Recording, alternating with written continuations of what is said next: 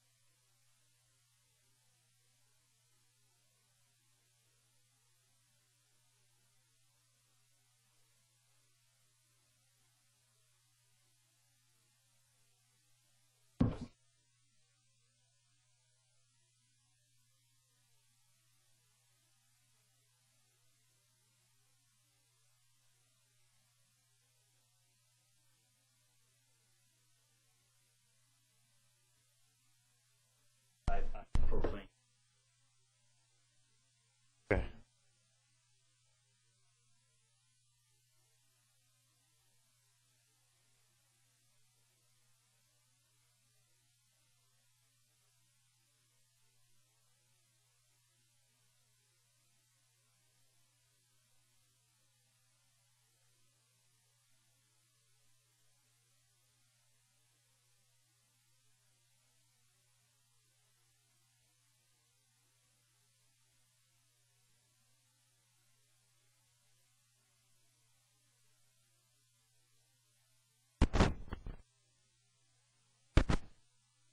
Okay, is that good?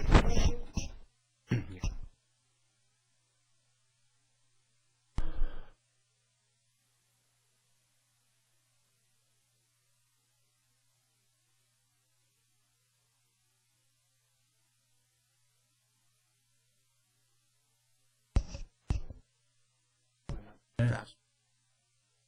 I've always. Yeah. Each one's what?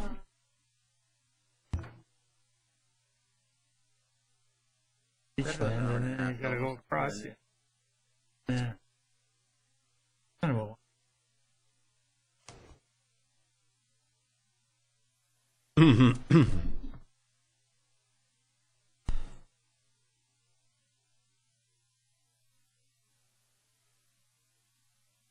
Yeah, two.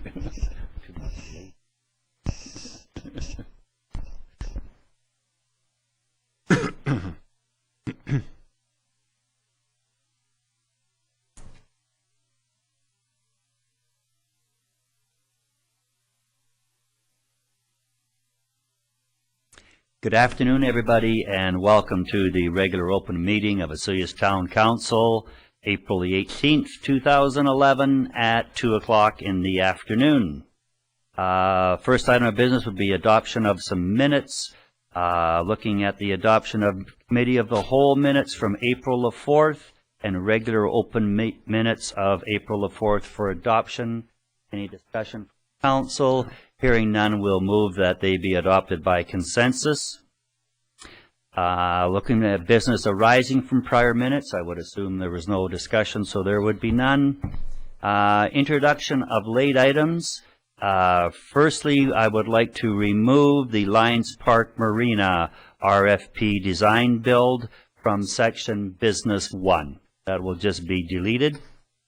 And the second item would be the application of funding under the Gas Tax Agreement Strategic Priorities Fund, GSPF, Phase 1 of the Rural Area Twinning Project to the agenda as the last item, as item 2 under Water Matters. Is there any other late items? Hearing none, a motion to approve the agenda. Councillor Ryan Rhodes, all in favor, opposed, carried. The next item of business would be correspondence, but it would be delegations. So we're very fortunate to have Mr. Don Nettleton, the financial manager from Okanagan Regional Library, to present the annual library budget to Council. Mr. Nettleton, please. Your Worship and Council members, it's great to be here. The actual purpose of the visit is about every year or so we come down and just do a report to Council on what's happened, what's new or changed within the library, and where things are going. This year in particular, it's interesting because it's the 75th anniversary of the library system. So it's been going since 1936, and we're just getting into some of the earlier celebrations of what the library, where they've come from and where they hope to be going to. So the purpose today is to do an update of activities since the fall of 2009, which was the last time that we were down to report to you. We're talking about strategic planning and future directions, and also just what the individual things that some of the service in Osoyoos is. So we'll kind of move along, figure out how to nod here at the right time. Facilities are always a major focus for the library. We have almost 30 branches, and with that many you find that there's at least a couple a year that need attention in one way or another, sometimes more. We also have new media. Seems like the new types of technology are always changing our business significantly. We've got a new website that was launched a little over a year ago. It's been well used. We're doing some things like social media and feature film collection. Things like that are really becoming well used within the library system. A couple of things that are of interest is we have a new strategic plan which was just adopted by the board. A lot of the focus on that plan is really to delve further into some specific areas, and I'll talk a bit more of that a little bit later. The other thing we've done, which we're quite pleased with, is we've reached service agreements with the West Bank First Nation, and that in particular covers a large part of what is West Kelowna area. And so there was about close to 30,000 people over in that area who were on native band lands who did not have service for a while. And so we're pleased that there's been agreement reached there.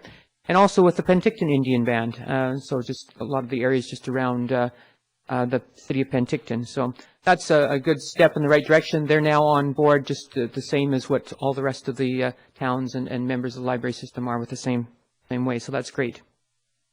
Some of the facilities, if you go forward there, you'll see a couple of pictures here. The one on the left is the new Princeton Library. If any of you have gone through Princeton, I know you'll probably appreciate seeing that new branch. The old one was what we would often say was, I think, our worst shaped branch, and the new one is really nice. It's right in the heart of downtown. It's got a fireplace in it and that sort of thing. The next one is just some new facilities that was in Rutland, which is part of Kelowna. And the other one is, again, the opening of Princeton. Up in the Shoe Swap area, in the area of Blind Bay, just outside of Sorrento, we relocated the branch there. It's been really well used since it's moved there. It's bright and cheery. You can see it from the highway if you're going on by. The biggest challenge for us, which is we've been building up for a number of years, as a number of you involved with us have known, is what we're going to do in Vernon. And I'm pleased to say that project is well underway. You can see it's a low technology groundbreaking ceremony there with the shovels, but the building itself is going to be a state-of-the-art building. It's going to be 2 stories with parking underneath, about 30,000 square feet, and it should be open almost a year from now. So we're well underway. They're just, I think, topping off the parkade level at this stage, so that's good. Tickamoose is, that's their town hall, and they're building a new town hall there, and the library's extended off of the back of the town hall. I was up there about a week ago, and they're hoping to have us in there just before the end of June, opening early July, so that's coming along well as well. So lots of activity on the buildings front. As already mentioned, the things like technology and websites, those kind of things are there. That's a picture of the homepage of our new website. There's some interactive portions of it. It's much easier to navigate around. And it's also, they now have the ability for each of the branches to update specific information regularly of what's happening in their branch. So if you go on, you can find out what's happening in Osoyoos. If there's a special children's program or something else coming up, you can go right on there and see it. So that's a step in the right direction. We're going on to things like social media, Facebook, Twitters, all the kinds of things that people my generation are just struggling to learn, but it's the younger generation, our kids are very much into that, and there's a number of them taking advantage of that. We're finding different formats are being well used, as already mentioned. Feature films, which we just introduced about a couple years ago, Their usage is up about 150% over last year. I'm sure it'll go up equally as much. It's really about as fast as we can get them in. They go out the door. And Library to Go, which is downloading things onto your own individual smart devices, that's also taking off in a big way. Strategic planning has been a big thrust for the board this past year.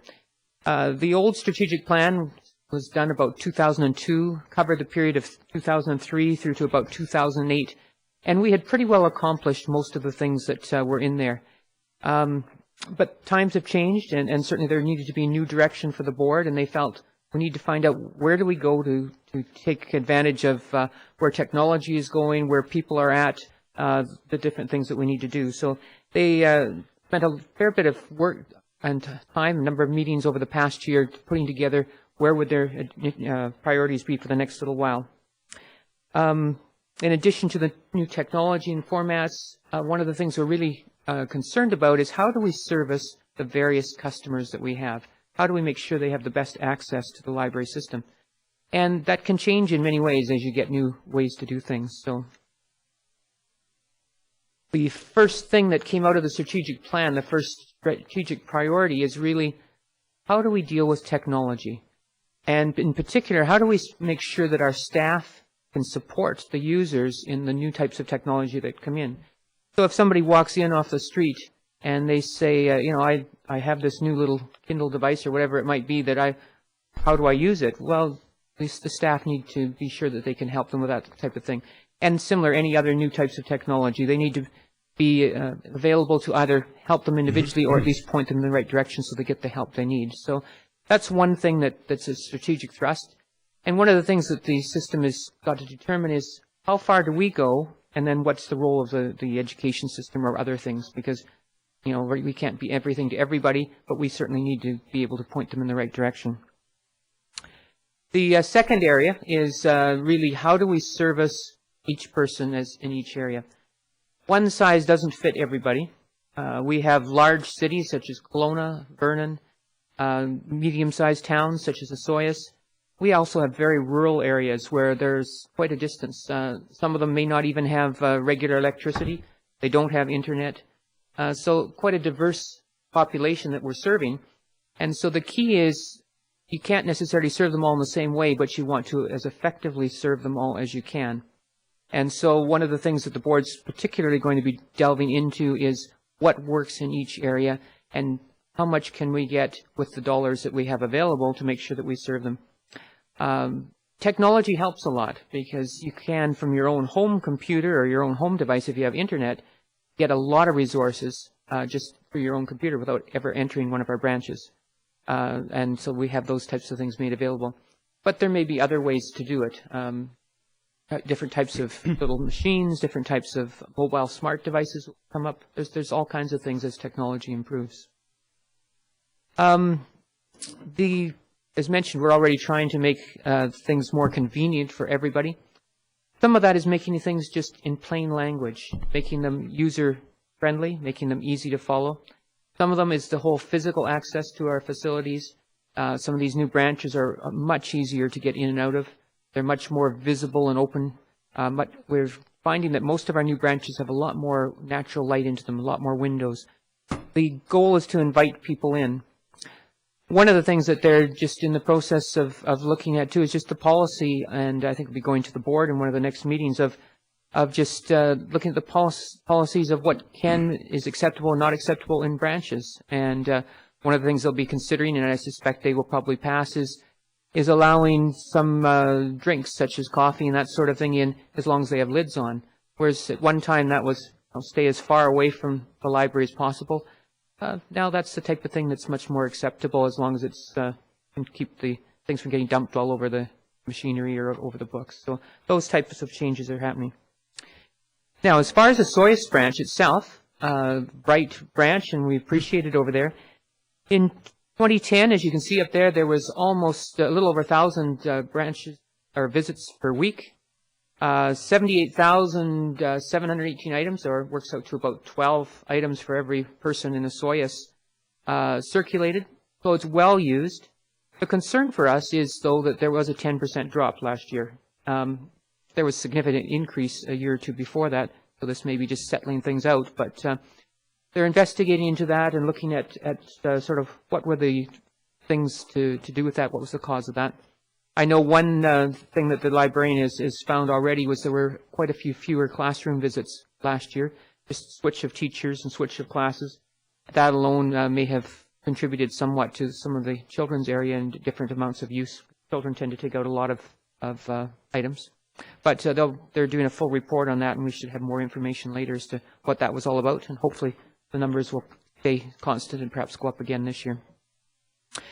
If you look at computer workstations, they're very well used, particularly in the summer, not only the workstations, but there's a lot of wireless access. We cap people coming in at only 1 hour per user per day, as to make sure that we spread the network bandwidth and the machine usage around. But even with that, there's over 6,800 that were used. And if you go look at the classroom visits and that sort of thing, you've got almost 2,000 people. You've got 80 programs, that's story time visits, exams that are proctored, all different types of things. And about 147, almost 150 reference questions per week that people are coming in and need some help with the librarians. So a well-used facility, and I think people really appreciate it down here. We're pleased that the Osoyoos seems to have good local community support as well. Your friends of the library are an active group. They've done a lot to get book sales going, to raise money. This past year, they've bought a couple of items from the branch, as you can see, a newspaper stand, a book cube. There's a new children's mural from a private donor and some other new furniture which has been added into the branch. So it continues to be look nice and be well used in that particular thing. And I think that's a testimony to the kind of people that are in Osoyoos and how they support their library. So we appreciate that. As far as dollars and cents go, the key to our library support is it's 50% of the support is based upon the population that's being served in the community, and 50% is based on the local tax assessment values. So you've noticed in the past few years your portion of our budget has gone up a little bit because you've grown in both population, but particularly when times were good with the property tax assessment relative to everybody else, a lot of the lakefront and that sort of thing. That's sort of leveled off now, I think, particularly the property tax assessment has stayed a little more constant, which is good, but it allows everybody to share on sort of a realistic basis. And so everybody contributes towards everything. So you're contributing towards some of these new branches in other places. They're contributing when it's your turn at other times. We find that by sharing, it seems to work out well that there's good value for money. We're still, in general, operating about 20% less than the provincial average in expenditures per capita.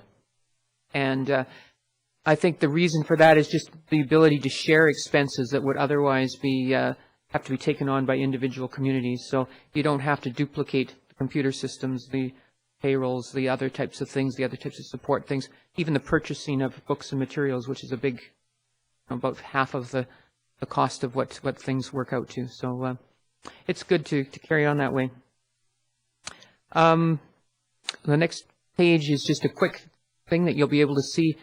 We get our treasurers to send us figures each year based on what the average home's value is and what they pay as tax in that particular community.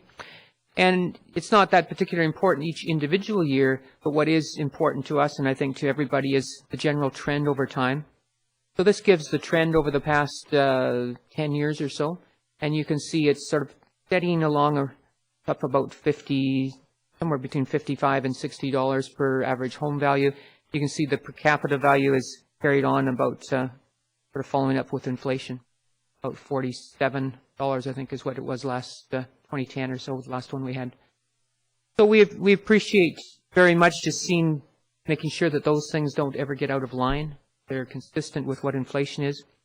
I think when you look at the value of an average book and the average materials and that sort of thing that are taken out at $30 to $40 a book, some of the hardcover ones, you can appreciate that by having a library and people being able to share those things, it certainly makes much more materials available to everybody. And so that's what's behind a library, and I think it's good to see that still being well supported within our communities. I think I've probably said enough for what's there, but I'm really open for questions, and again, really appreciate the opportunity to have spoken to you. Great. Thanks, Mr. Nettleton, for coming down and providing that information. I'm sure there's some questions from council. So if we'll take a few minutes and ask a few questions. I know I've got a couple that somebody else may ask first. Councillor Rhodes? Thank you, Mr. Mayor.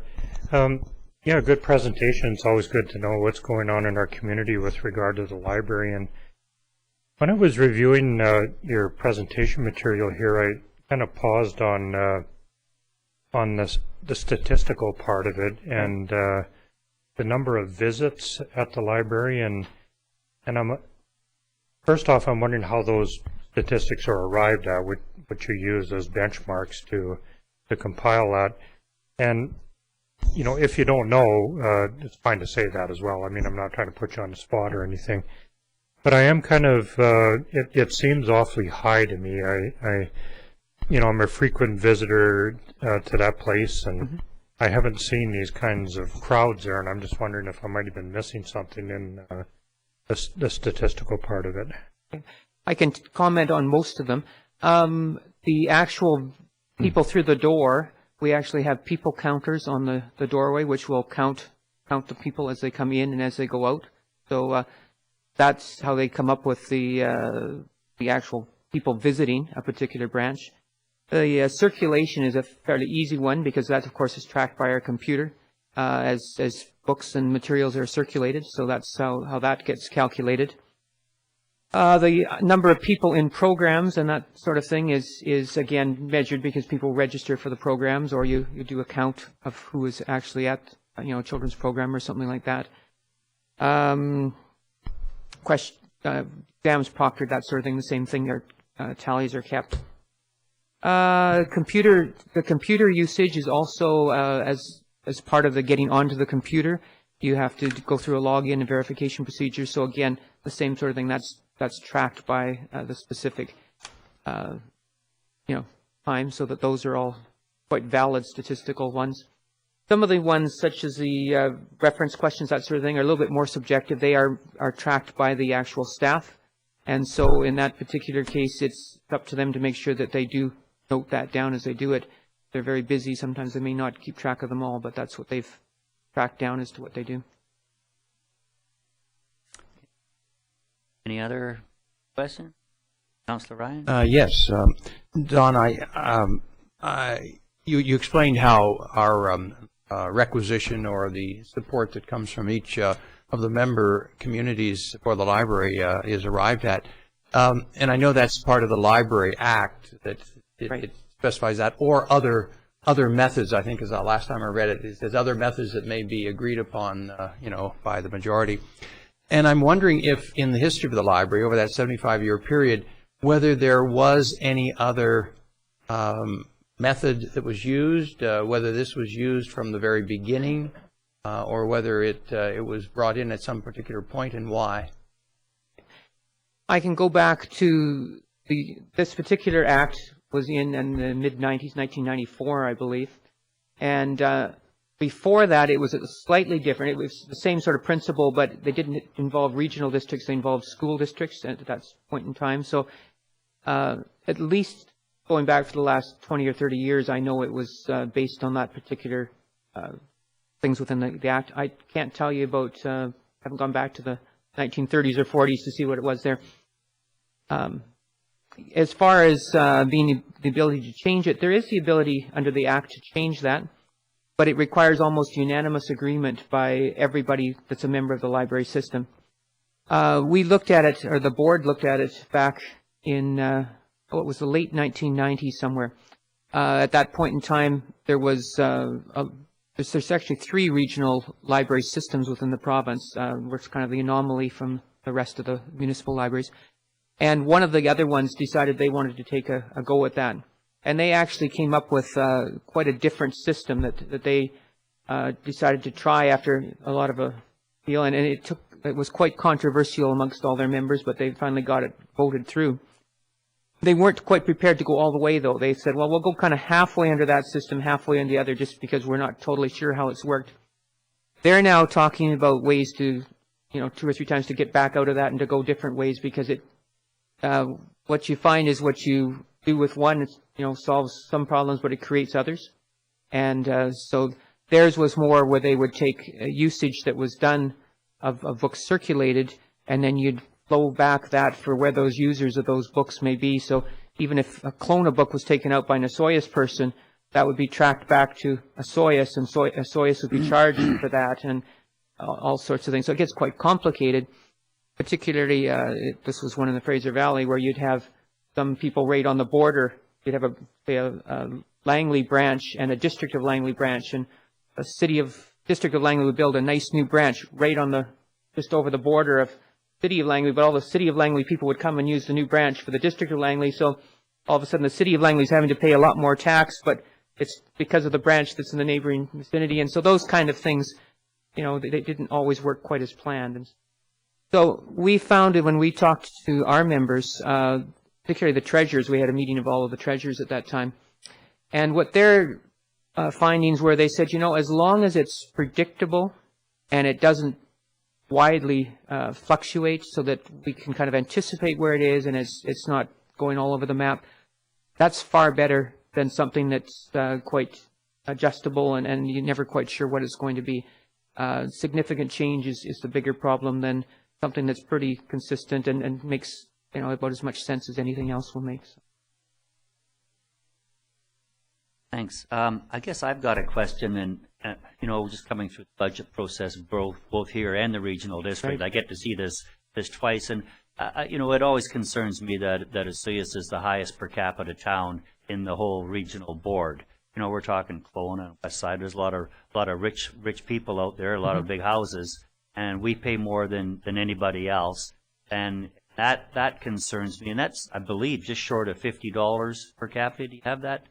It's on that last page there. I think it worked out to $47 and something. I thought it was a bit higher than that, but 2011, I think it's $47.15. Well, you might be using the that inflated census figure from Census Canada. I'm glad we're doing that again this May, because I think that's a high figure.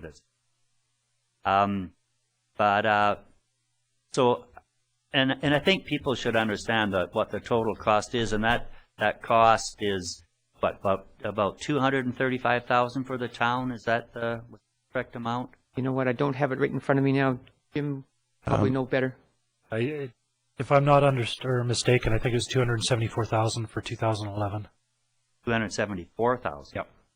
And then the regional district puts in $95,000 approximately. So that's about a $374,000 bill to operate the library in Osoyoos. Is that? The regional district one would cover more than just Osoyoos, but it would be.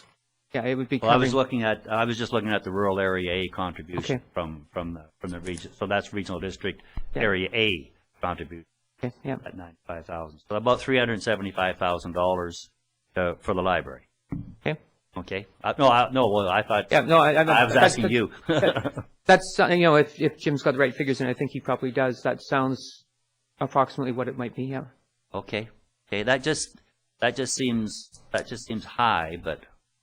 Well, I think what you've got to look at behind each of the libraries is you have to look at not only what you see in the local branch, which represents about 50% of what the cost is, but you also have to look at all the support behind that. So the cost of the books and materials, the cost of the technology, the computer systems, the telecommunication connections, all that sort of thing, the selection of materials, and so forth, the other support things that go into it. So it works out about half of the cost is sort of the support side behind it, as well as the direct cost that's happening right within a particular branch. And I guess when we're a high contributor, I look at nice to have the new buildings, and it was certainly their turn. But we look at the new library in Vernon, and that's about a $24 million building, do I have that right? No, 13. about half of that. About half of Yeah, that, $13 million building. About 12.6 million of total. Okay. Yeah.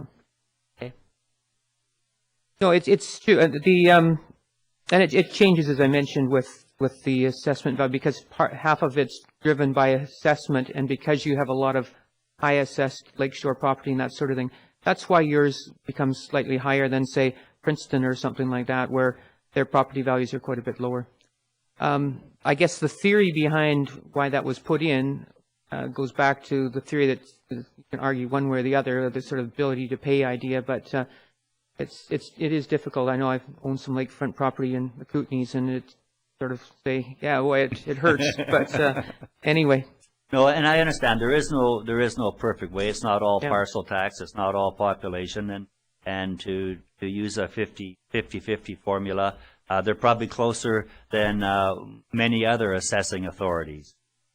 It does work out, and I don't unfortunately have them all here, but if you go onto our website, you'll be able to see what all the various communities have, and it's there's a lot of them that aren't that far off from what Osoyoos is.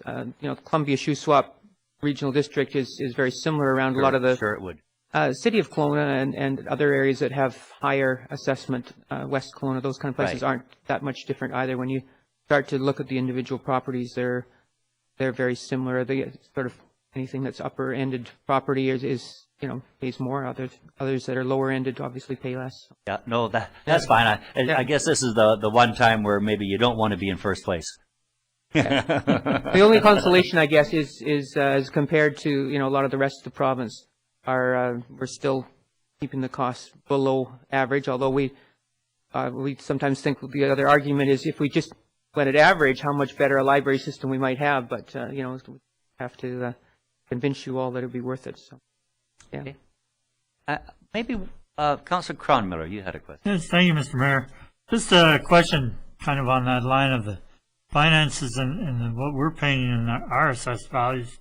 I'm not thinking about the attendance. Now, in the last 10, 15 years, do we see a decline in attendance in libraries due to the new communications that we have and the computers and the internet and all of those things?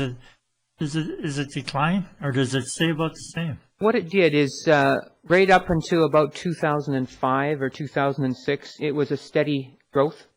And again, each community will vary a little bit. As if you build a brand new branch or something, sometimes that will fluctuate. But the overall system and most branches were an average growth of anywhere from 2 to 3% a year, steady growth.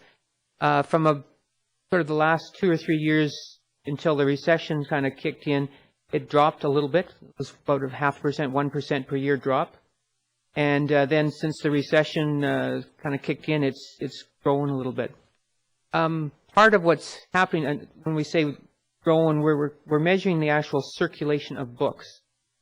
What the whole other side of it is the use of the library with the technology. So that's done nothing but just kind of take off, because, and that's going to be our difficulty in the future, is the sort of traditional count of books may begin to drop off in the sense that the use may become much more electronic and much more other types of materials. I'm sure it will.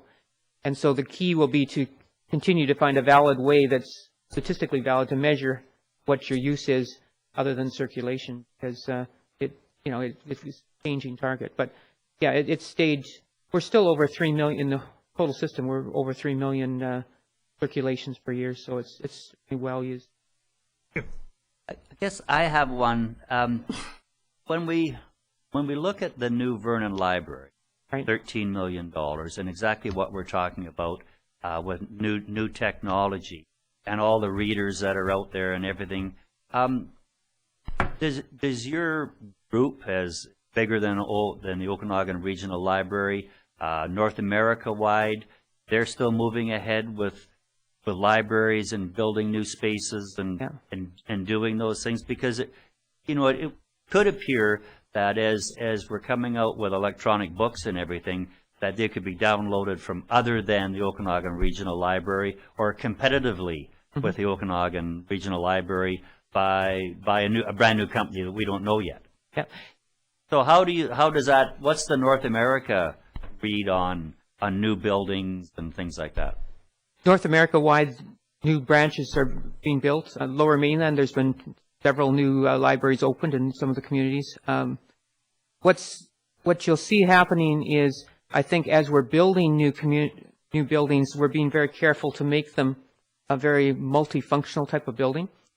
What we've seen even over the last, before the electronic books coming along, is a lot more space being required by technology-related things, so computers and a lot more meeting space, public meeting space type things, because that's becoming much more a focus within the library.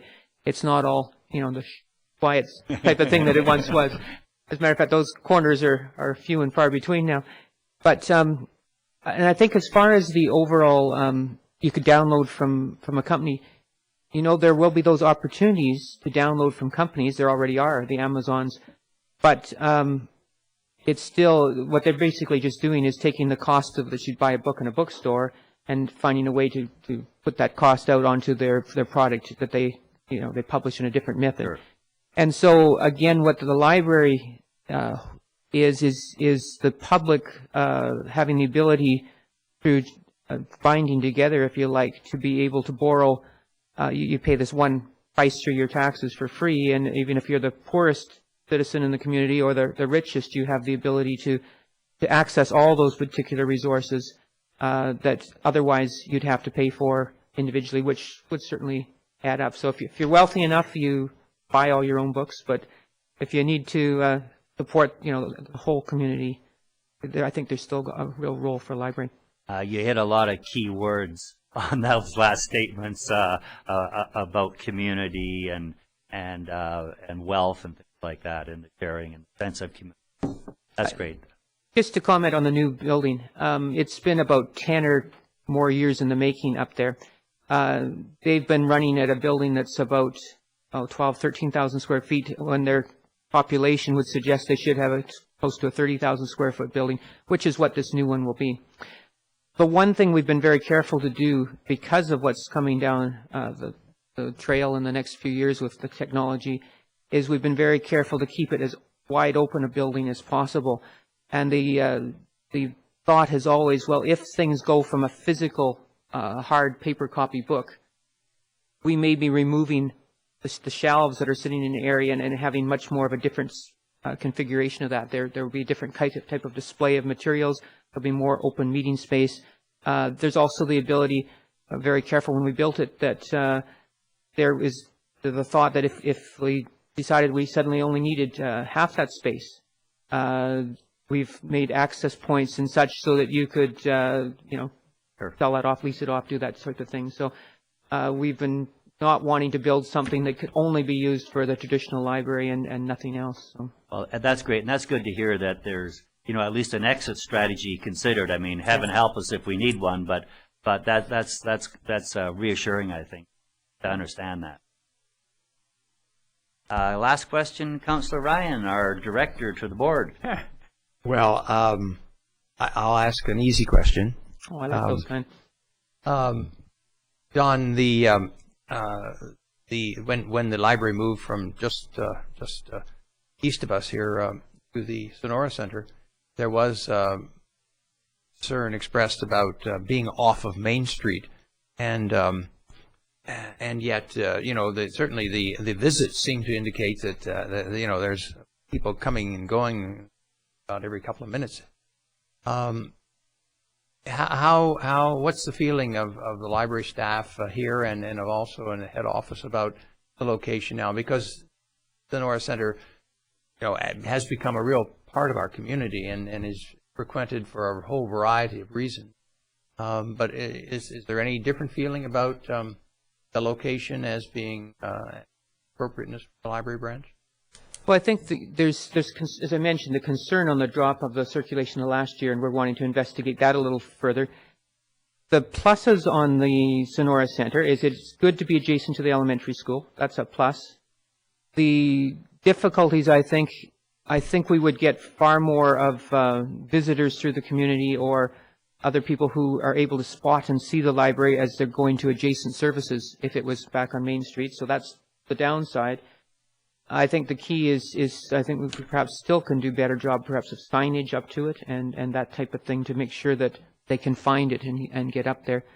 The challenge would be it's a beautiful building, and the finishing of it, I really commend the Osoyoos as to how you finished that up, considering how it looked when we first looked at it and we took the tour through there. It was, it's come a long ways, and I think you'd have to be able to compare something of that beauty and nicety to something similar on Main Street, and there would be pros and cons to both. I think if it was adjacent visits on Main Street, you'd probably still do better on Main Street, but I can appreciate why it works there, and I think it works there because of the way that you've at least finished it off. So that's a key. So I don't know. Did I straddle the fence enough on that one?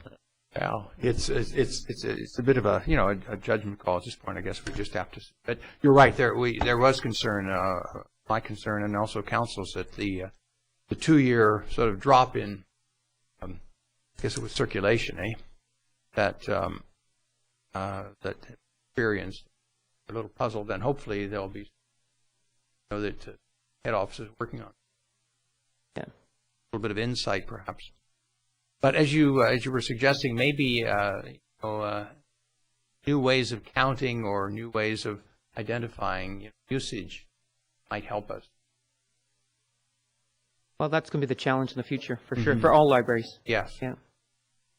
My final comment, I think, for you is one of the things we very much have appreciated as a library system is the board members you send to us are getting involved. And so Ryan is on a number of committees.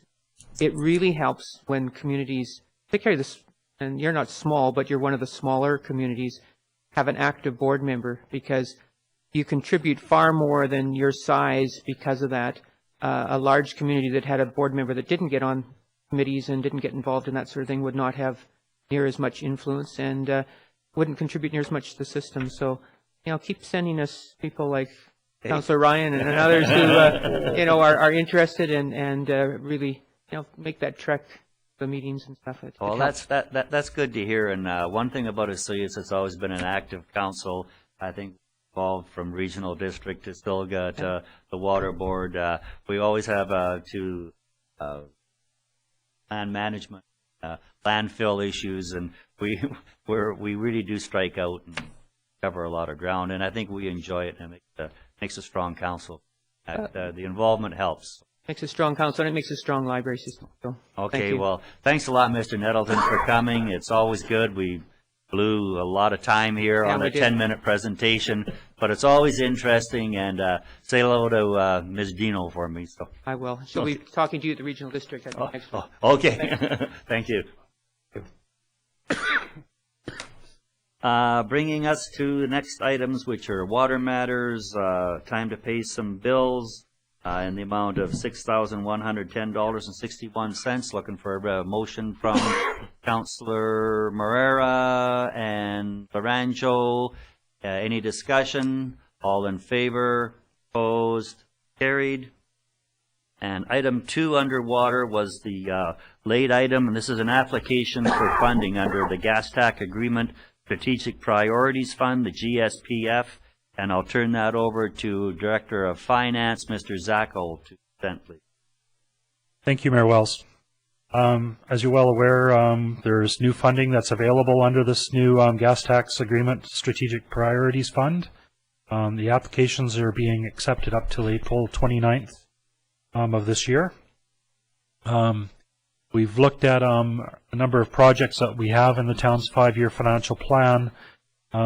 This gas tax funding has to be more steered towards more regional type of activities, and we felt that the highest priority within our 5-year financial plan was to go towards the assistance in the water twinning for systems 8 and 9.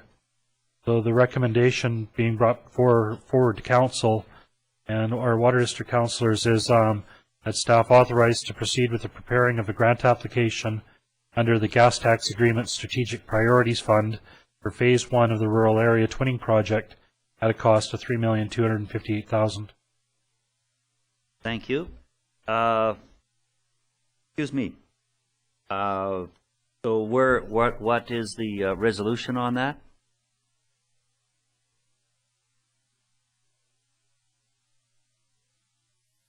The resolution would state that council authorize staff to proceed with preparing the grant application under the Gas Tax Agreement Strategic Priorities Fund, GSPF, for Phase 1 of the Rural Area Twinning Project at a total cost of $3,258,000.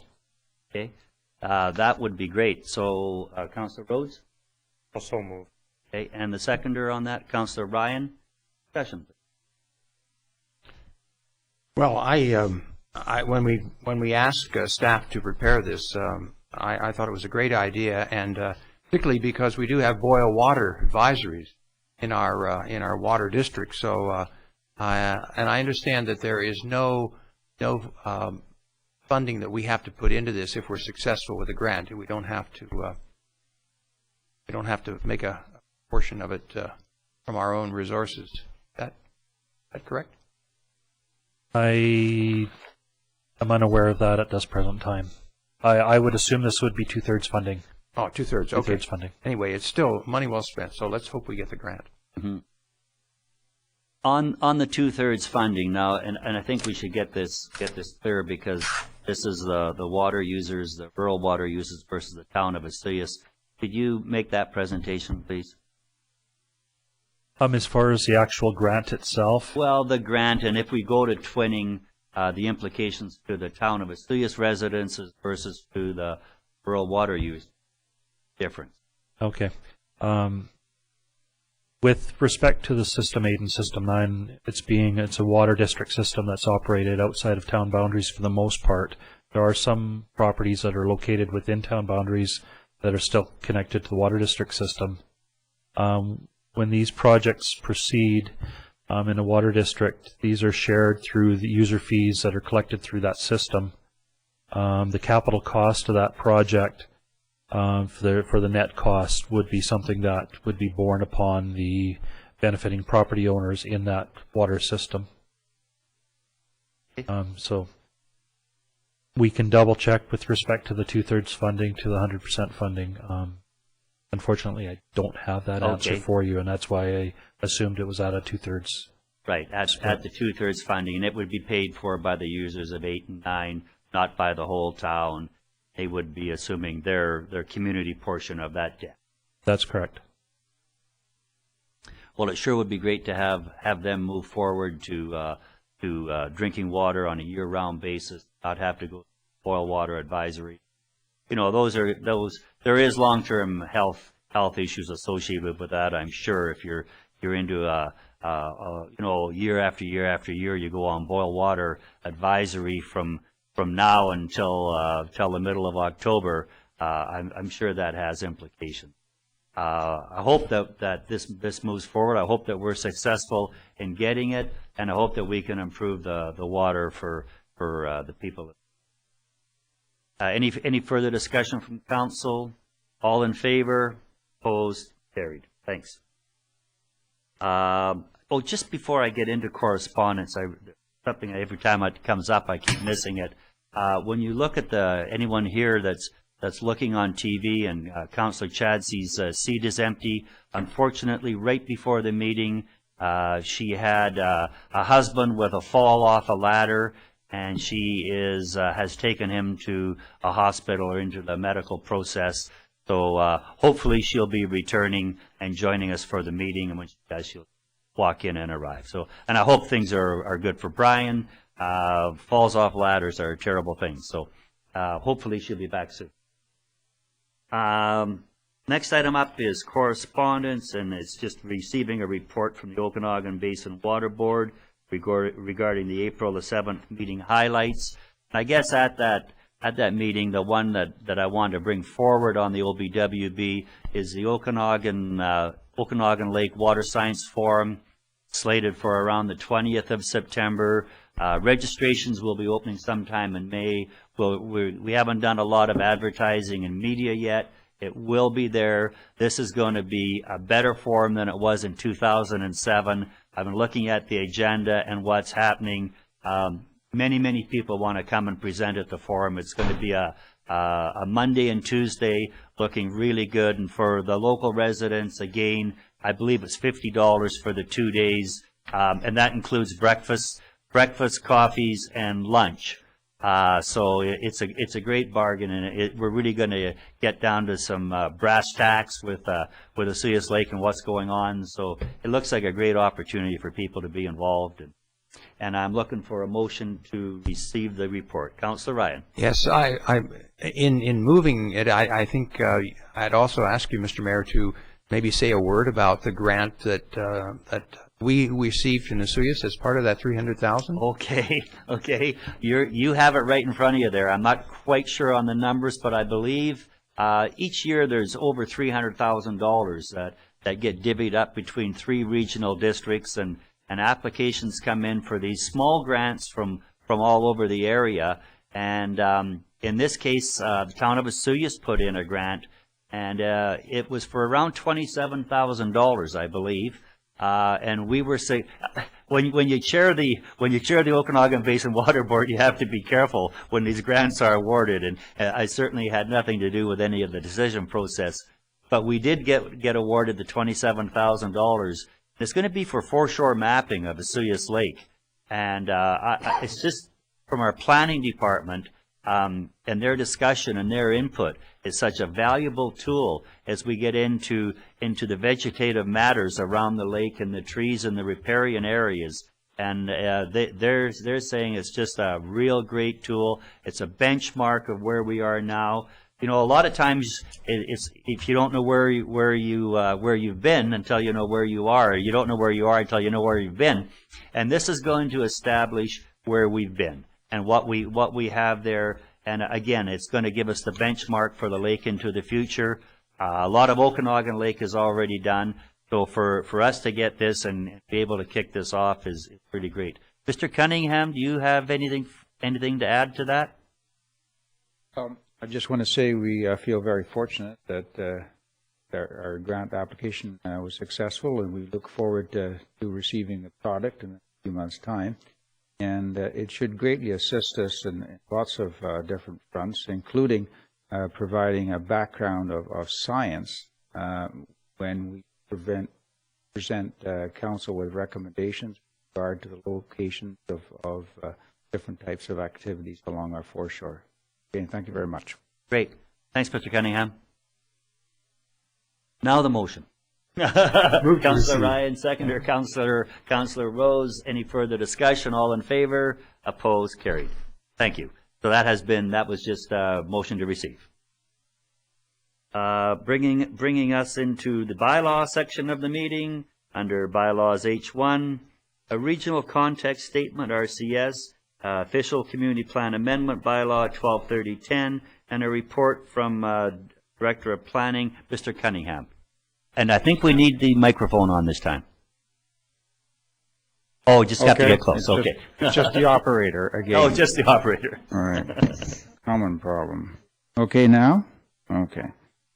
Alrighty. The purpose of this report is to request that Council give first reading to OCP Bylaw Amendment 123010-1011 and set a date for a public hearing. The OCP amendment will add a regional context statement to our OCP, showing how it supports the regional growth strategy policies for the South Okanagan, or as necessary, will be brought into consistency with them.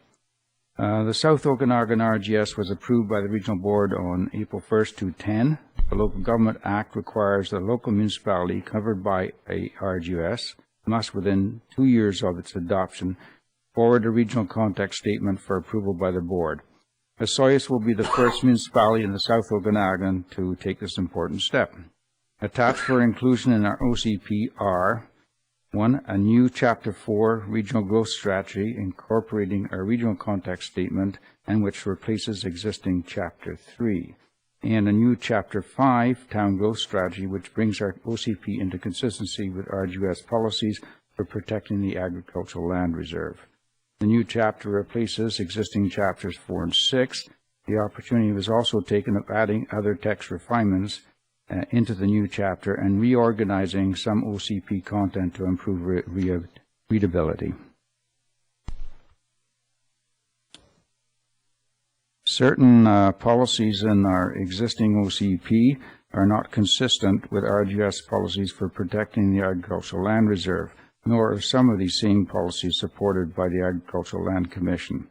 Mostly at issue in our OCP's identification of a number of, quote, contingent ALR growth areas to accommodate urban expansion, if ever approved by the ALC. Consequently, all references in these areas to these areas are removed from the new Chapter 5 Town Growth Strategy, including both from Figure 5-1 Growth Areas Map and the accompanying text. At Council's previous meeting on February 21st, they requested staff to make 3 revisions to the proposed OCP amendments before proceeding to first reading. These have been incorporated, and I won't repeat them here. Also, Council asked that we refer the proposed bylaw amendments to the Agricultural Land Commission and to the Regional District, and we got favorable responses in both cases from the Agricultural Land Commission, and there's a letter attached to the package. We received notification from them that they have no objection to the incorporation of these chapters into the OCP. The RDOS responded with some proposed refinements which were incorporated. So therefore, I'm asking that Council give first reading to OCP Amendment Bylaw 1230 10-11 and set a public hearing date for the 7 o'clock, May 4th to 11. That would be in Council chambers. Councillor Rhodes. Thank you, Mr. Mayor. Also move. Okay. Seconder, Councillor Ryan. Any discussion on that?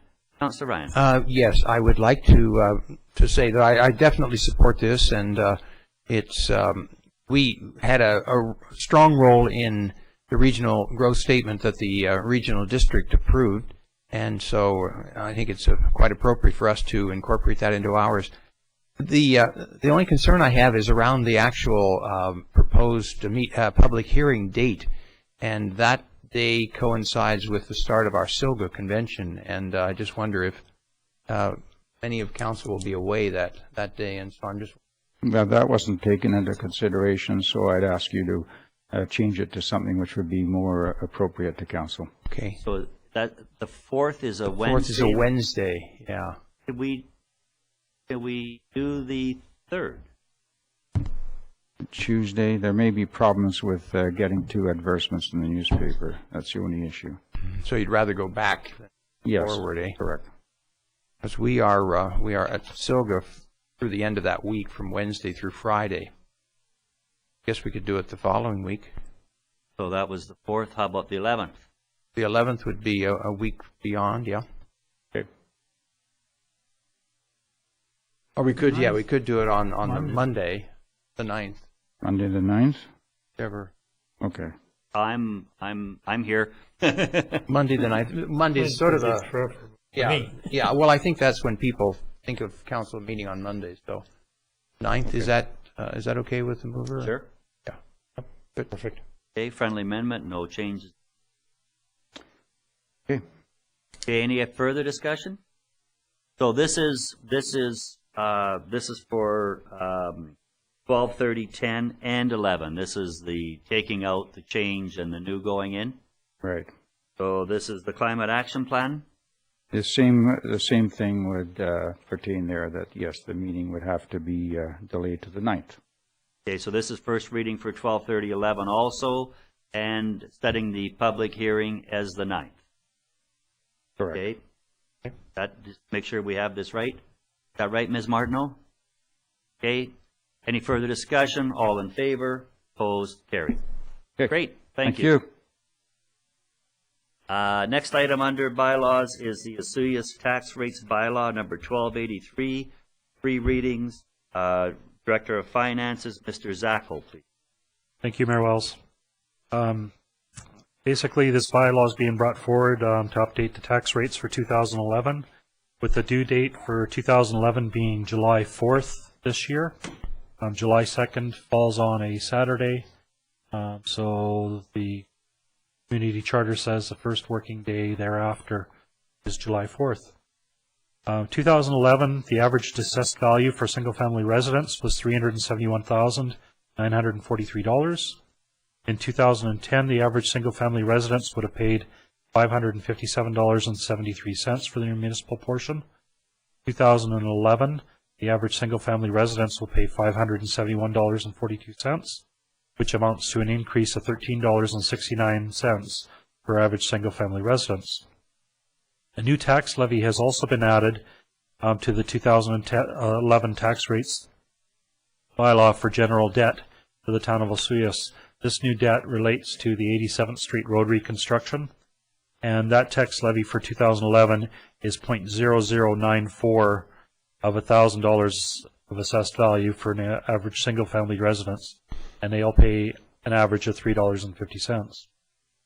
The new benefit for property owners, there is a new benefit for property owners claiming the homeowner grant whose home is located in BC but outside the Capital Regional District, Greater Vancouver Regional District, and the Fraser Valley Regional District. This benefit is called the Northern and Rural Area Homeowner Benefit, and this benefit will be up to $200 above the current homeowner grant levels. The property tax rate for residential has increased from 1.4800 to 1.5363. Business tax rate multiple still remains at 1.6 times. Mill rate is at 2.4581. Also want to just make mention that the provincial class multiples for 2011 again is recommended at 2.4 times for businesses. So our 1.6 is quite a bit lower than 2.45. That's correct. Thank you. That's correct. The town of Osoyoos is also responsible for collecting and remitting taxes for other taxing authorities, including the following: one being library, regional district, hospital, school, BC Assessment Authority, Municipal Finance Authority, and police. Property tax rates must be adopted by May 15th, as per Section 197 of the Community Charter. The implications to our community is a continued operation and enhancement of the municipality. Organizationally, there's nothing to change on.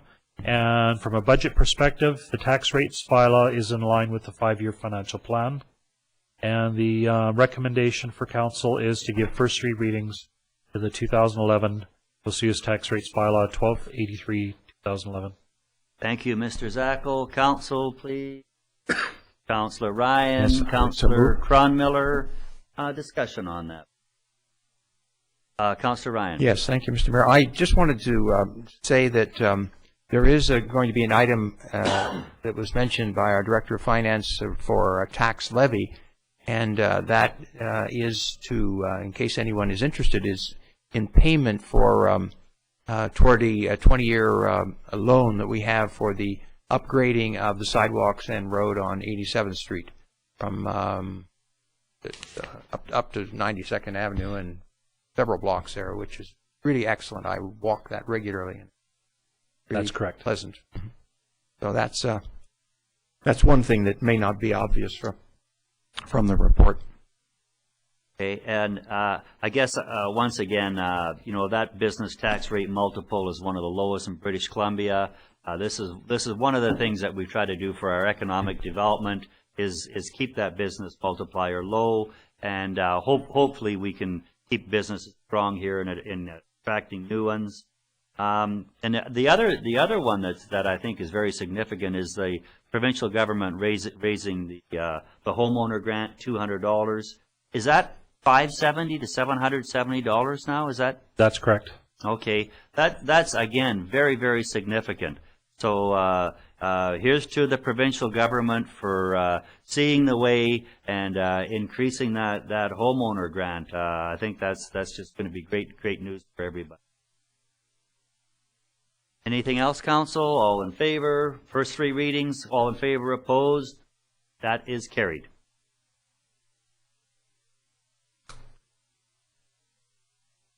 Next bylaw would be the off-street public parking regulation amendment bylaw 127401. Director of Corporate Services is away today. So Mr. Zackel, once again, please. Thank you, Mayor Wells. So this bylaw being brought forward for council's consideration is called the Off-Street Public Parking Amendment Bylaw 1274.01. The background is the town has a lease for property on 6901 Main Street for the purpose of boat trailer parking. The purpose of leasing this property was to provide an area for boat trailer parking to ease the parking burden on town roadways. The funding for the lease comes from the resort municipality hotel tax funding. In an overview, in June 2010, Council adopted the Off-Street Public Parking Regulation Bylaw 1274-2010, which includes guidelines for the use of the boat trailer parking area, including a 7-day parking limit and providing a permit process to allow visitors to park longer than 7 days. This was to prevent residents, property owners from using this area as a long-term storage for their boat trailers, as in most cases they should have areas available to them on their own property. There was a considerable amount of bylaw enforcement time devoted in 2010 to enforce the parking regulations in the boat trailer parking area. Therefore, Council reviewed the regulations set out in Bylaw 1274 and at a committee of the whole meeting of April 4th instructed staff to update the boat trailer parking signage, amend the bylaw to remove the maximum 7-day limit, and put out an RFP for towing and storage of vehicles and trailers. Signage is being reviewed and an RFP is currently being drafted by staff. The amending bylaw to remove the 7-day requirement limit is attached for Council to give it first 3 readings today. Although lifting the 7-day maximum parking limit, Council still of the belief that the parking area should be used by visitors and non-residents of boat trailers only. Therefore, bylaw enforcement will continue on a regular basis to ensure that boat trailers only are being parked in this lot, and any trailers that appear to be parked for long periods of time will be monitored, and if found to be owned by a resident, they'll be requested to be removed or will be towed, and any item not considered a boat trailer will be removed immediately. The implications for the community perspective is less bylaw enforcement efforts localized in boat trailer parking areas, leaving more time to do parks and other enforcement. Organizationally, fewer MTIs will be issued and follow-ups required. Budget, no implications unless towing required on a regular basis. So for the options that staff has brought forward, the first one is that Off-Street Parking Amendment Bylaw 1274-01-2011 be read for first, second, and third reading. Option 2 is that the bylaw be referred back to staff for further review. And 3 is that this bylaw be abandoned and the 7-day maximum parking lot time be continued. And staff is recommending option 1. Thank you once again, Mr. Zacco. Council, please. Councillor Cronmiller. Thank you, Mr. Mayor. I'll move option 1. Thank you. And Councillor Rhodes is the seconder. Any discussion on that, please? Pretty well straightforward.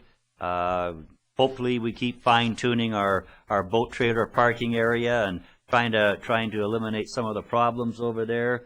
Just as a bit of an aside, there's a contract to fence the overflow area, so that will be fenced and twinned to match the first area. So there will actually be 2 areas with a dividing fence in the middle that we can use and open and close as appropriate. And I think all the residents in the area must appreciate the town crew cleaning up all that, and they did a fine job of getting a lot of bush, and there's some of those elm trees in there. And I believe last year with some of that low growth, there was some folks that were attempting to live there. So it's looking pretty spiffy, in my words. And when we get that fenced, again, it's just a further improvement to the area.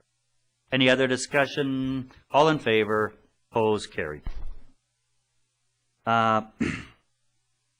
Bringing us to Traffic Amendment Bylaw 1256-01. Mr. Zacco, how's the voice holding out? It's fine. Okay. Pardon. Okay, thank you, Mayor Wells. The next bylaw being brought before Council is the Traffic Amendment Bylaw 1256.01. Background: an amendment is required to the Traffic Bylaw number 1256/2009. Council has given first 3 readings to the Good Neighbor Bylaw 1277/2011. Bylaw 1277 now contains the regulations with regard to snow removal on sidewalks. Traffic Bylaw 1256 must now be amended to remove the regulations for snow removal to avoid the confusion. Once first 3 readings have been given to the Traffic Amendment Bylaw 1256.01, it must be sent to the Ministry of Transportation for approval. This is on the heels of the Good Neighbor Bylaw, which has already been sent to the Ministry. So implications, community, everything remains the same. Organizationally, there's nothing to change. And from a budget perspective, there's no additional budget implications. Okay, so we're looking for first 3 readings there. Council, please. Councillor Ryan Cronmiller. Any discussion? All in favor? Opposed? That is carried. There's ACL Parks and Community Facilities Bylaw for consideration of the no smoking regulation. It was a late change coming from council. Mr. Zackel, please. I feel for our CEO, Barry, when us staff don't show up for a meeting. And moving right ahead here. The Parks and Community Facilities Bylaw 1278-2011. Council gave first reading to the Parks and Community Facilities Bylaw 1278-2011 at its regular open meeting of March 21st. At that time, Council directed staff to review the possibility of making all parks a non-smoking area in the town. From the overview, the regulation of non-smoking areas in parks is fairly new to most municipalities that have chosen to implement such a bylaw. The City of Kelowna implemented this regulation by bylaw in late 2010 and are just beginning the enforcement. Therefore, information on enforcement has been difficult to obtain. In some cases reviewed by staff, the public was consulted or surveyed, and it was found that the majority favored the ban. In the case of Kelowna, public survey revealed 75% supported regulations that would prohibit smoking at parks and playgrounds, which was similar to the provincial average of 75%. It does not appear that a smoking ban would likely be favored by a majority of the town residents or visitors and would warrant including this in the new Parks and Community Facilities Bylaw. In doing this, though, the enforcement of such inclusion would need to be considered. Also, Council should consider other activities that occur in certain parks. For instance, there is a licensed beer garden in Gyro Park on July 1st. Should a smoking ban be inclusive of these celebrations? Where would the smokers go to light up? The nearest exit is the intersection of Main Street by Watermark. And would it be expected that smokers would go to this location? Or would there be an exemption considered for July 1st and other beer gardens to ensure large crowds are not gathering along the sidewalks and roadways?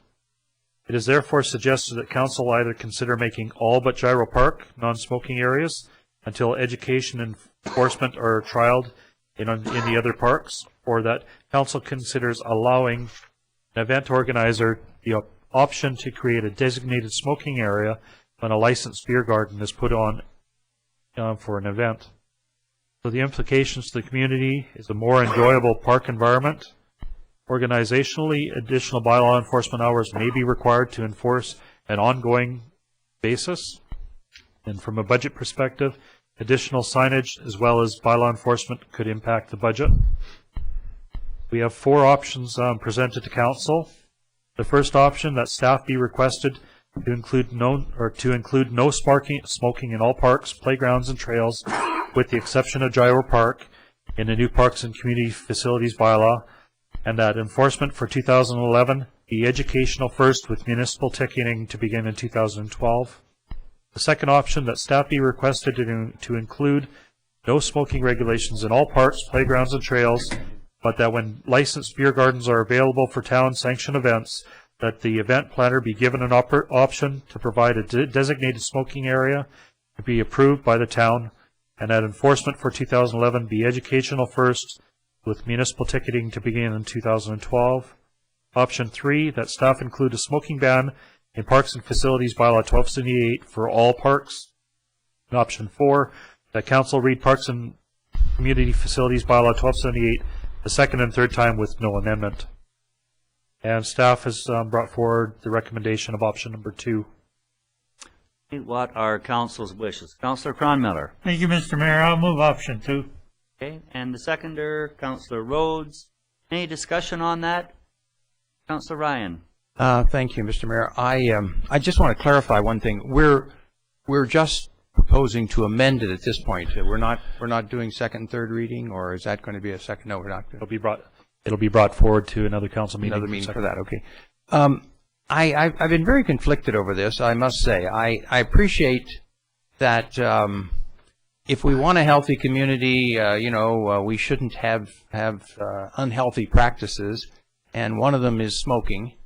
And I'm aware also that Vancouver and Kelowna have both outlawed this in their parks, and certainly on our trails. I mean, people shouldn't be smoking on the trails because you're out in nature and you've got a lot of flammable material around. But I know that when the provincial bylaw was passed, or the provincial law was passed, it was very clear about enclosed spaces, and talked about doorways to buildings and air vents and so on, so that there wouldn't be smoke in an enclosed space. But when you're out in the park, it's not an enclosed space, and so I'm just not sure. I think it's a good thing for people to have healthy habits, but on the other hand, I just have a feeling there's almost a kind of oppressiveness about this. So I'm not too comfortable with it, and I'm at this point I'm a little conflicted, but I'm not too comfortable. Okay, I think fair comments, and I think we've all sort of looked at that, and are we doing the right thing? And I can certainly support where you're coming from, Councillor Ryan. I think the one turning point is what they do with their butts. It's the litter garbage component that's probably going to drive me to support this motion, just because of the mess that's left behind. And I understand, about the smoking and all that, but I think I'm going to support this because of that, but because of the garbage, as I say, the mess on the beach, and you're down there with your little kitties are down there on the sand, and you got all these cigarette butts poking out of the sand. Looks like you're trying to grow them down there. So, Councillor Cronmiller, please. Thank you, Mr. Mayor. I brought this forward because of what I'd seen done in other communities, and I even believe it's done in New York City. And if they can do it, we can. The other thing that I thought about as Councillor Ryan was mentioning some things is yesterday or the day before, I was walking and I'm walking in a residential area with nobody particular around, and I go, what's that smell? There's somebody smoking. I'm on the street and I'm looking around, I can't see anybody. There was a car that drove by and went into a driveway 3 down from where I was. I could. So that's how much it can affect who we are. We all know that. And then my next door neighbor also brings to mind the problem where she can't even handle the smell of it, that it affects her own health just from the smell of the smoke, which I find unusual, but that's another reason to have it. So I certainly would endorse this idea, and I think we have the right for clean air, and we talk about the trees burning and some of those things, and we want to enjoy our parks. Why shouldn't the air be clear? And as for the beer gardens, well, I wouldn't even go there either, but being a nice guy, and the Sage Pub and some of the pubs have their little areas, so maybe a little area over here is okay, but I certainly don't really endorse it. I'm in favor of option. Councillor Rhodes. Thank you, Mr. Mayor. So, I was conflicted as well. I always hate to bring forward legislation that regulates human behavior in this particular thing, and common courtesy among people and that kind of thing. But I have to tell a little 30-second story about Carol Bone and Danny Barr, who head up our Pioneer Walkway area down there. And the story that I heard several weeks ago was not a complaint but a statement explaining about what Mr. Barr does for his first 90 minutes when he goes down there. And it's something that you can't do with any kind of dignity, and there's no easy way to do it other than to get down on your hands and knees and pick up cigarette butts, one after another. You can't sweep them out of the rocks. There's no effective way to vacuum them off of there or blow them somewhere else. You have to get down with your first 2 fingers and pick every one of them up and dispose of them. And when you really think about it, 90 minutes of picking up cigarette butts is a long time and a lot of cigarette butts. And they do this every week. So, you know, if this stops one person from throwing a cigarette butt on the sidewalk down there, then to me it's a worthwhile endeavor. So I would support this motion. Thank you, Councillor Rhodes. And I guess just as I'm looking here at the councillors, and we all have our daffodil on from the Canadian Cancer Society, I'm sure this will be a unanimous vote here. So having no further discussion, all in favor, opposed, carried. Well, I have to say, we voted. We have voted. Yeah. And well, I was going to say this to justify so that people don't think I'm flip-flopping. In our bylaw, we have you can't throw or place on the ground any lighted match, cigar, cigarette, or other burning substance. But I'm convinced, now, and of course the easiest way to avoid having anybody throw those things down is not to have them lighted up in the first place, I suppose. So, and they're certainly not going to throw down unlit cigarettes, so or unused. Right. So I'm comfortable with that. I think it's. I was reading this morning. I'm sorry if I'm out of. No, not at all. If I'm out of parliamentary procedure. This is but perfect. I was reading our statement about sustainability this morning during our meeting, and it says there's one on a healthy environment, and of course it goes on about we're going to be healthy and we're going to have healthy practices. So I feel justified in voting in favor. Thank you, Councillor Ryan. Okay, that wraps up the bylaws, and we're heading into the business, and under business 1, Councillor Ryan. Mr. Mayor, if I may indulge myself one more time. Yes. I did want to raise, before we leave this entirely, one other concern that I had, and I'd just like to propose it for Council's consideration, and that is the matter of 12C in our bylaw, and that is the matter of a picnic in the park requiring a written consent from the CAO.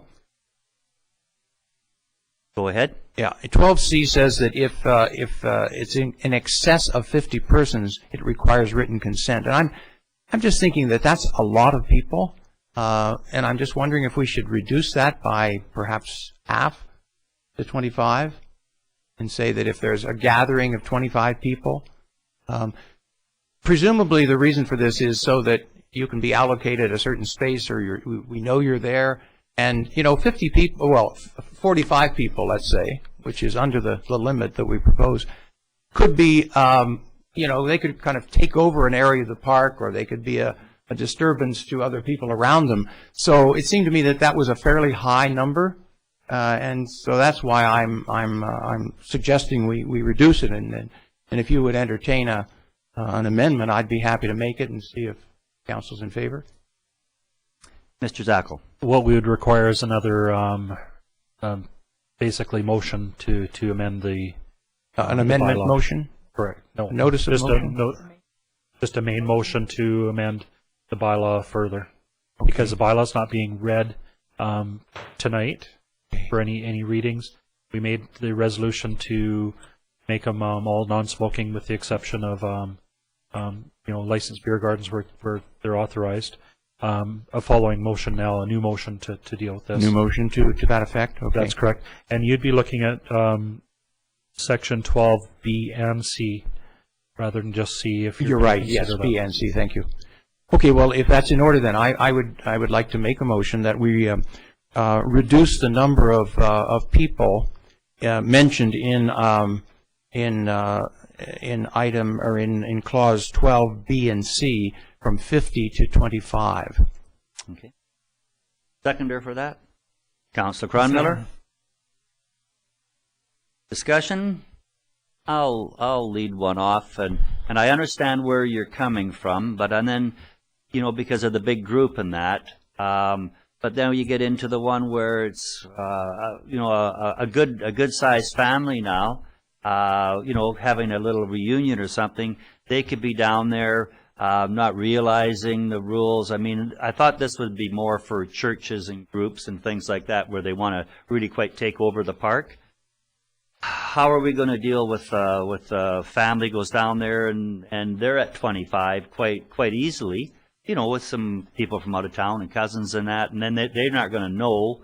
They're going to get down there and it's a Sunday and there's a big sign, must have permit and all those sort of things. And I'm just, you know, there's two sides to that question. That's all I'm saying. I just think it should have some caution to that, that we're not surprising people. Well, at the same time, I understand the 50, but I think again it was looking at those real big ones. And I know, for example, like the Catholic Church, they have a big one down In there. September, And- yes. and we'd after like the- them after the crowd. to serve notice for that and that. So I don't know whether that helps you or not on the resolution, or whether we should go. Council? Councilor Cronmiller. Thank you, Mr. Mayor. I think every law has discretion attached to it, so I think it would fit in this case particularly. I kind of like the 25. It's a decent number. Okay. 50 does get kind of large. Okay. So this is just a permit to say we know it's there. And I'm sure to most people that live here and go to the park once in a while, they'll be aware of that. So Sure. I have no. Okay. Anything further? Okay, all in favor? Opposed? That is carried. Next item of business. Oh, now we're going into business. Under business I, number 1, that was deleted from the agenda. Item number 2, Councillor Ryan is going to take the lead on this, Mr. Zackel, giving you a bit of recovery time here, because I'm looking and you're only about halfway through the day. I don't mind. Councillor Ryan. Thank you, Mr. Mayor. I'm going to just get to the point here. I'm there. We have a fire hall on the east side of town, and it is leased, and it's at 5822 51st Street, and it's to ensure that we have equipment on the other side of town in case there are problems with the bridge and access to the bridge, and this was certainly recommended in fire hall studies that the town has done in the past. That lease has come to an end. It was for 3 years, and it expires on the 31st of May of this year. And a new lease for 3 years with an option for a 2-year extension has been brought forward. The annual cost of the lease is $12,391, and there's a minimum annual increase of $360. The lease rate equates to $5.90 per square foot. So we, of course, need that, and in discussions with the fire chief, he emphasized that we do need it and recommend that the town continue to lease the building until traffic flow issues with the bridge are resolved. So our community implications are that it provides fire service to the community. There are no organizational implications, and the budget would be an increase in this year of $858 and minimum increases of $600 for subsequent 2 years. And so I would like to then move, Mr. Mayor, that we authorize the mayor and corporate officer to sign the lease between the town of Osoyoos and Mr. Bob Grant, the owner of the property. Thank you, Councillor Ryan. Seconder, Councillor Cronmiller. Mr. Zackel, please. Councillor Ryan, I just want to point out a mistake I had in my my report. The minimum increase for 2012 and 2013 is actually $360, not $600. Okay, $360. I had renegotiated with them prior to or after After that was done. writing the report. Good. Okay, well, we're always glad to see decreases in our costs. So I will, we'll read that into the minutes. As amended. Okay, that would be an amendment, and as amended. Okay, thank you. Anytime we're saving money, you're right. Thanks, Mr. Zackel. Any further discussion on this? I guess, you know, we've always looked at this second fire hall over there. It actually has in my mind, a fairly significant cost to having that there. And, you know, we've got twin gear over there for the firemen. That's self-contained breathing apparatus and all the gear they need to go over there and fight fires. And I guess the theory being that if we had to get over there, there could be firemen over there that live there, and also that we can get them across the bridge, where there may be times when you couldn't get a fire truck over across the bridge. But we get the firemen over there, and then they're ready to go with gear and equipment. Costly, but this is a 3-year renewal, and by that time we should have a very, very clear vision on the new 74th Street Fire Hall. And I believe there's been some reports that with the 74th Street Fire Hall, the East Side Fire Hall may not be needed. So that decision to be made then, certainly not now. But again, this 3 years would get us into the new world. Any comments, Mr. Zackel? No further comments other than one of the requirements from the fire hall study that we had in September 2007 noted that the main issue of why a second location is required in our community is because of the traffic or potential traffic congestion at the bridge. And if that ever was dealt with, if the traffic congestion portion was dealt with, that requirement for the second location wouldn't exist. Right. We currently do have a mutual aid agreement with our membering municipalities and regional districts. So we do also have a volunteer fire department up on Regal Ridge as well. Okay, well, again, maybe that'll become clear, and maybe we'll have our new fire hall, and again, that doesn't really solve the issue, but all the times were well within the limits from the new fire hall. I do recall that coming up. That is correct. The only issue that we have is the bridge congestion, and that's mainly during the summertime, when we do have quite an increase to our community. Yes. And that's always been a possibility, going right back to Paul Bylaw, I think, when he was a councillor and when he was the fire chief. Always had that concern of whether that communication corridor gets shut down by hazardous waste spills or something like that. I don't know how. But by the same token, you know, the ambulance and the police have to get over there. So. Anyway, any discussion from council on this? All in favor of the lease? Opposed? Carried. Thank you. And this one moving forward is quite interesting, and you may see some smiles on councillors' faces on this one. This would be the Northwest Sector Sewer request. Mr. Zackel. Thank you, Mayor Wells. Before council is a request for inclusion into the Northwest Sector Sewer Project. The reason why this one's being brought forward, first off, we did establish a policy how we were going to deal with new properties requesting to come into the Northwest Sector Sewer Project. However, this property in question is sort of outside of that scope of our policy that we established. This policy, this property that's requesting to come back into the Northwest Sector Sewer Project is one of the properties that had opted out late last year. So the Northwest Sector Sewer Project continues to be built with the completion date set for March 31st, 2012. In March 2010, a number of properties on 87th Street petitioned to be excluded from the project. Letters were sent to the property owners giving them an option to opt out in the Northwest Sector Sewer Project because they were a fair amount of distance away from the lake at that point in time. Ms. Rausch from 10015 87th Street has contacted the town requesting that her property be included in the Northwest Sector Sewer Project, and that request came in on April 11th of this year. Ms. Rausch was one of the property owners who decided not to be included, as per her letter dated March 29th.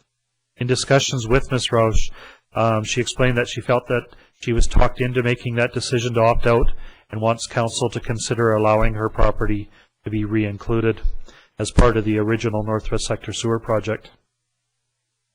From the implications of everything, from the community perspective, every property that we can connect to the sewer system and take it off of a septic is an improved lake water quality. Organizationally, bylaw amendment would be required to allow the property to be included as part of the Northwest Sector Sewer area.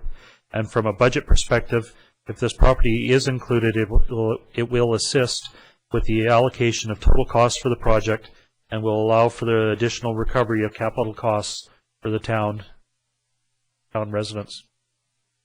So the options brought forward before council is to allow 10015 87th Street property to be included in the Northwest Sector Sewer Project as a property was originally part of the areas to be serviced. Second option is to allow the 10015 87th Street property to be allowed to connect to the town sewer system at a connection cost of $23,790. And the third option is to deny the request to connect to the town sewer system. So from a staff perspective, we're recommending that we go with option 1 to allow the property to be included into the Northwest Sector Sewer Project as the property was originally part of the the areas to be serviced.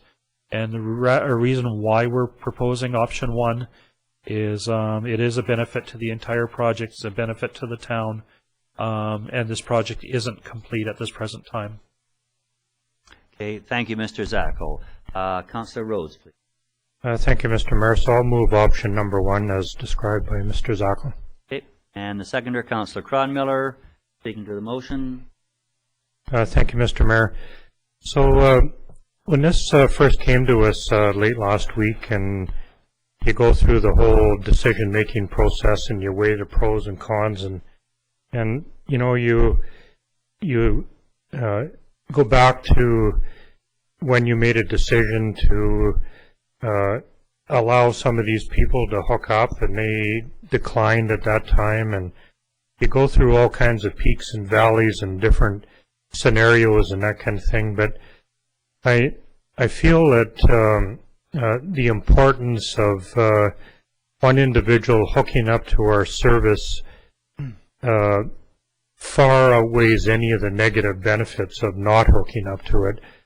I sit here as shocked today as I was back then that people opted out of this program. I know everyone had their own motivation for doing so, but now we're being faced with an individual that wants to come back into the fold and do the right thing, and I'm happy with that, and I am speaking in favor of it. And you know, when you have a vision of where we're going to be 10 or 12 or 15 years down the road, the controversy is not going to matter at all. What really matters is that the homeowner does the right thing with their sewage, and the only right thing really is to be hooked up to town service where the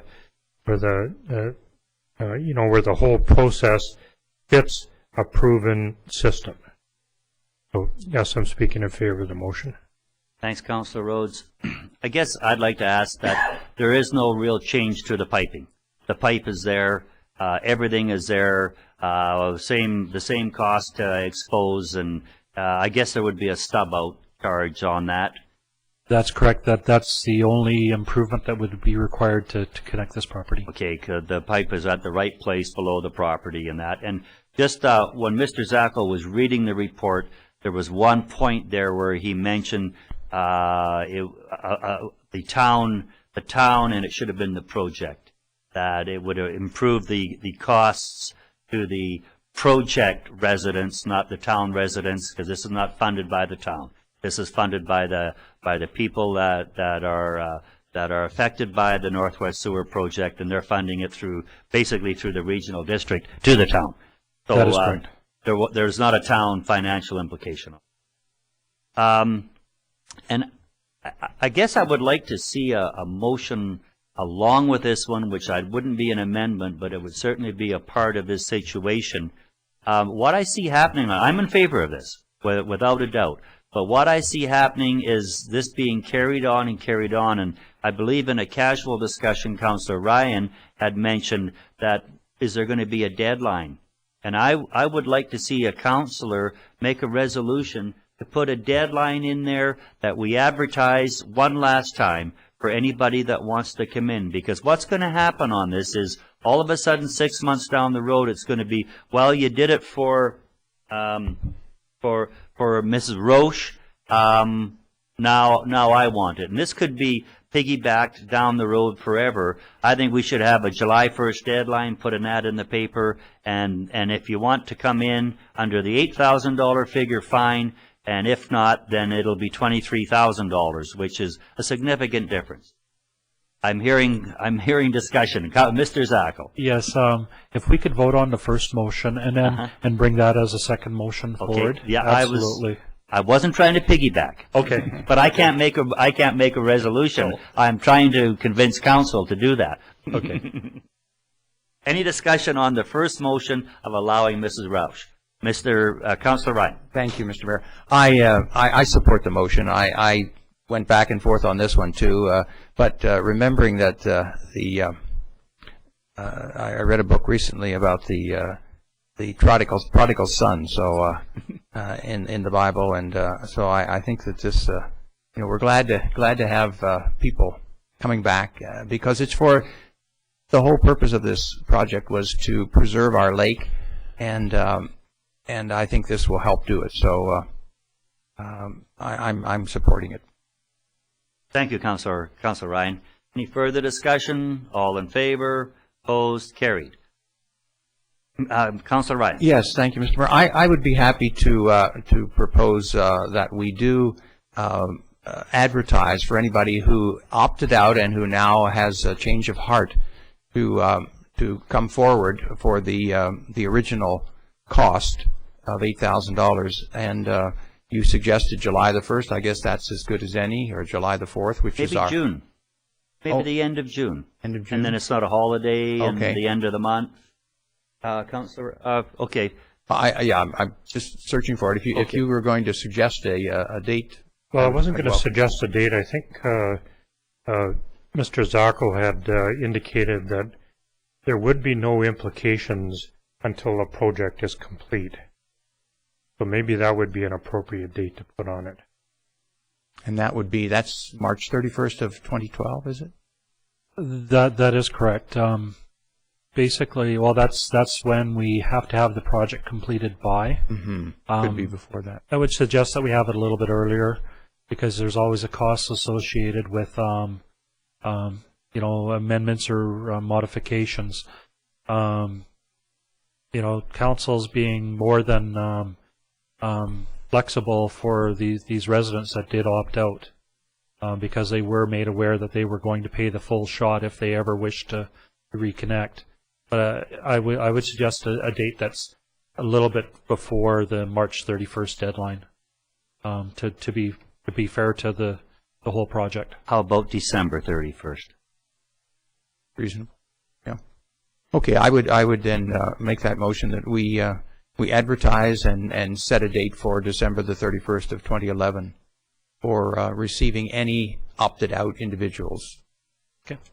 To reconnect or to connect to our Northwest Sewer. Thank you, Councilor Ryan. Seconder, Councilor Rhodes. Any further discussion? All in favor? Opposed? Carried. Okay. Moving on to BC Transit Operating Agreement. Once again, Mr. Zackel, please. Thank you, Mayor Wells. Well, BC Transit Operating Agreement is an annual operating agreement that's brought before Council. This one's for 2011-2012. The town of Osoyoos has administered the contract for transit services for several years now. The contract is year to year and is up for renewal. The first several years of this contract, the town was put in a position of subsidizing transit services as there was no cost sharing from the regional district or town of Oliver. The administration operating agreement for the South Okanagan Transit was forwarded to the RDOS in 2008 to consider making this a regional service. This is still being worked on at the RDOS staff level, and no decision from the board is yet to be made.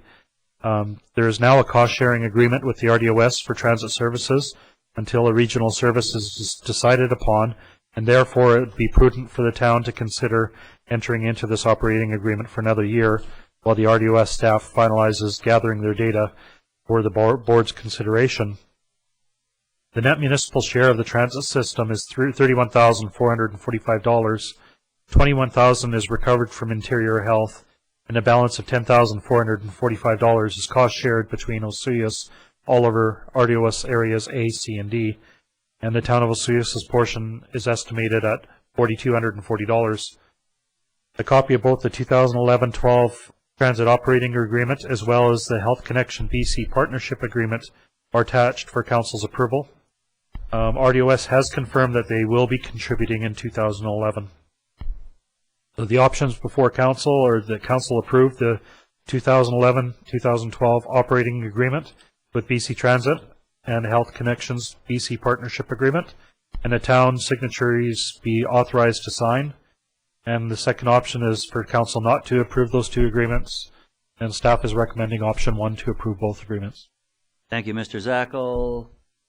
Councillor Cronmiller. Councillor Ryan, please. Any discussion on that? Councillor Cronmiller. I'll make it a little brief, I think, but I'm kind of pleased to see that when I look at the chair here that beyond what Interior Health pays, we're getting closer to a third, which is probably closer to where we should be, given Oliver and the regional district. So I'm kind of happy with that. And hopefully in future it'll go down even more. I know it's been a contentious issue for a while because we used to pay more, but certainly this is an improvement. So I was speaking.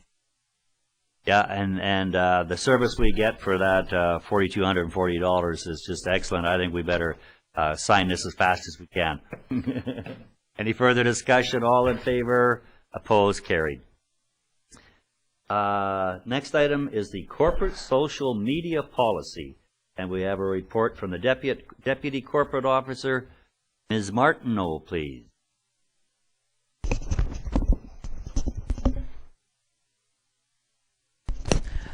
Okay, this policy went to Committee of the Whole on April the 4th, and the whole purpose of this policy is to sort of bring our social media products in line with our current corporate communications policies that have been established earlier this year.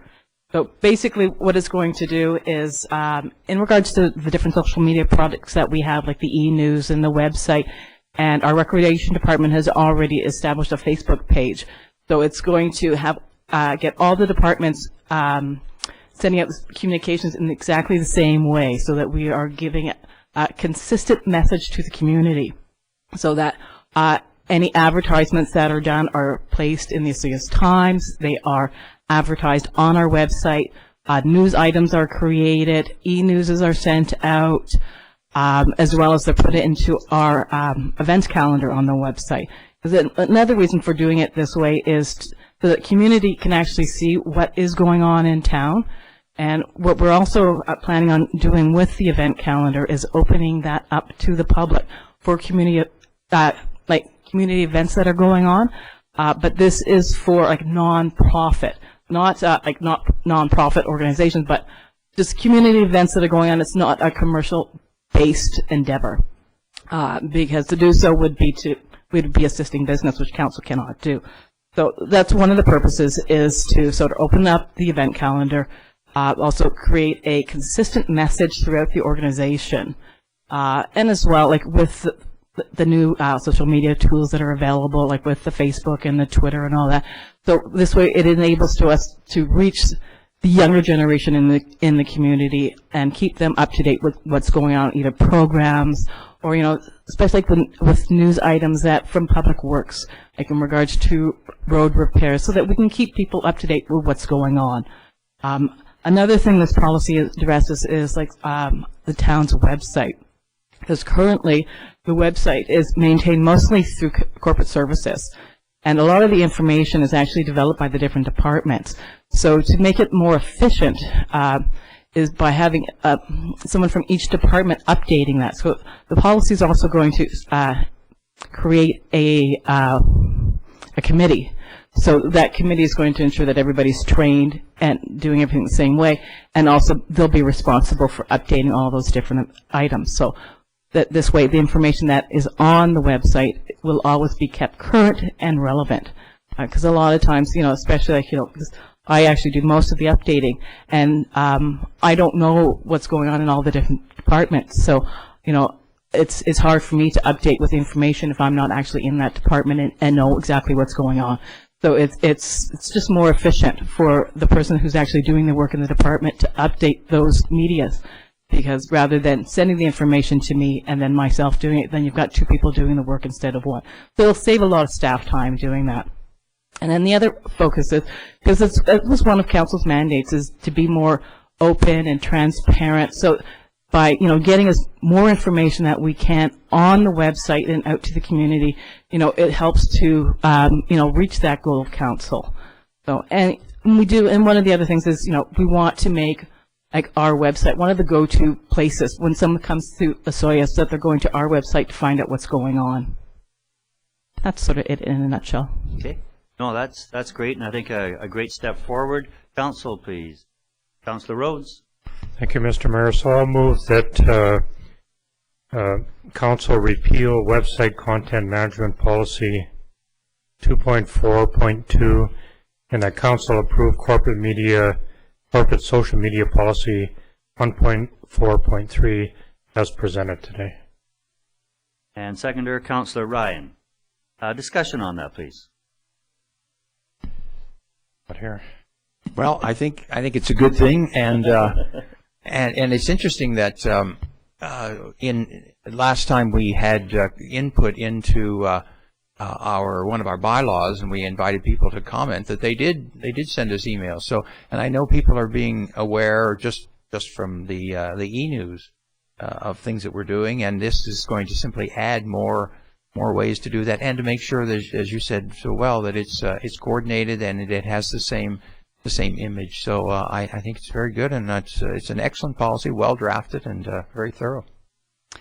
Thank you. Any further discussion, Councillor Cronmiller? Just a brief comment. I certainly agree with Ms. Martineau, and I think she highlighted as well the change in policy.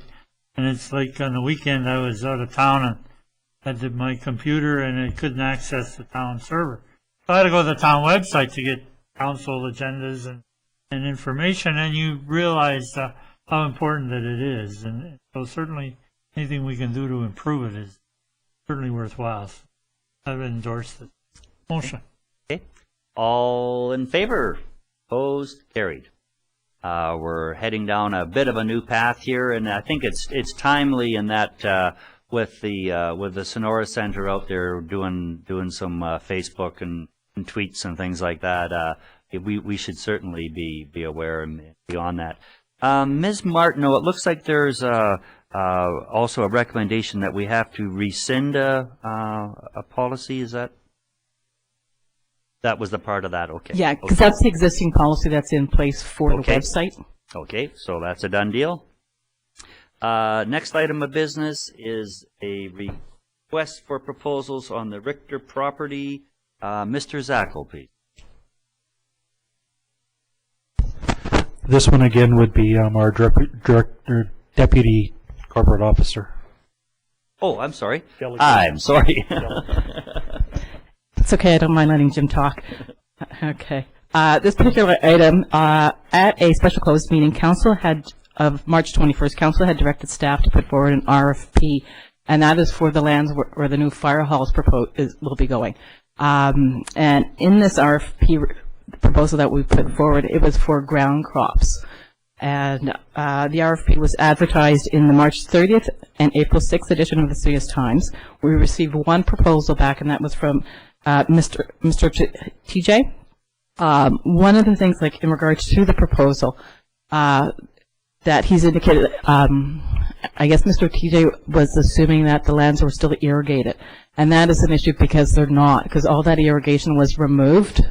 So that was one of the concerns when staff was looking at the proposal request. The other item is staff had spoken with the Director of Planning to ensure that there wasn't going to be, that this wouldn't cause any problems with the ALR exclusion application on the lands. And Mr. Cunningham had advised us that no, because the application to the ALC really, it wasn't about whether or not the lands were suitable. It was more for an urban use. Okay, so so that was done. And then we had also, I'd spoken with Mr. Cunningham and asked him in regards to what the current market rate is. I tried to reach several real estate agents, and I was unable to get a reply back.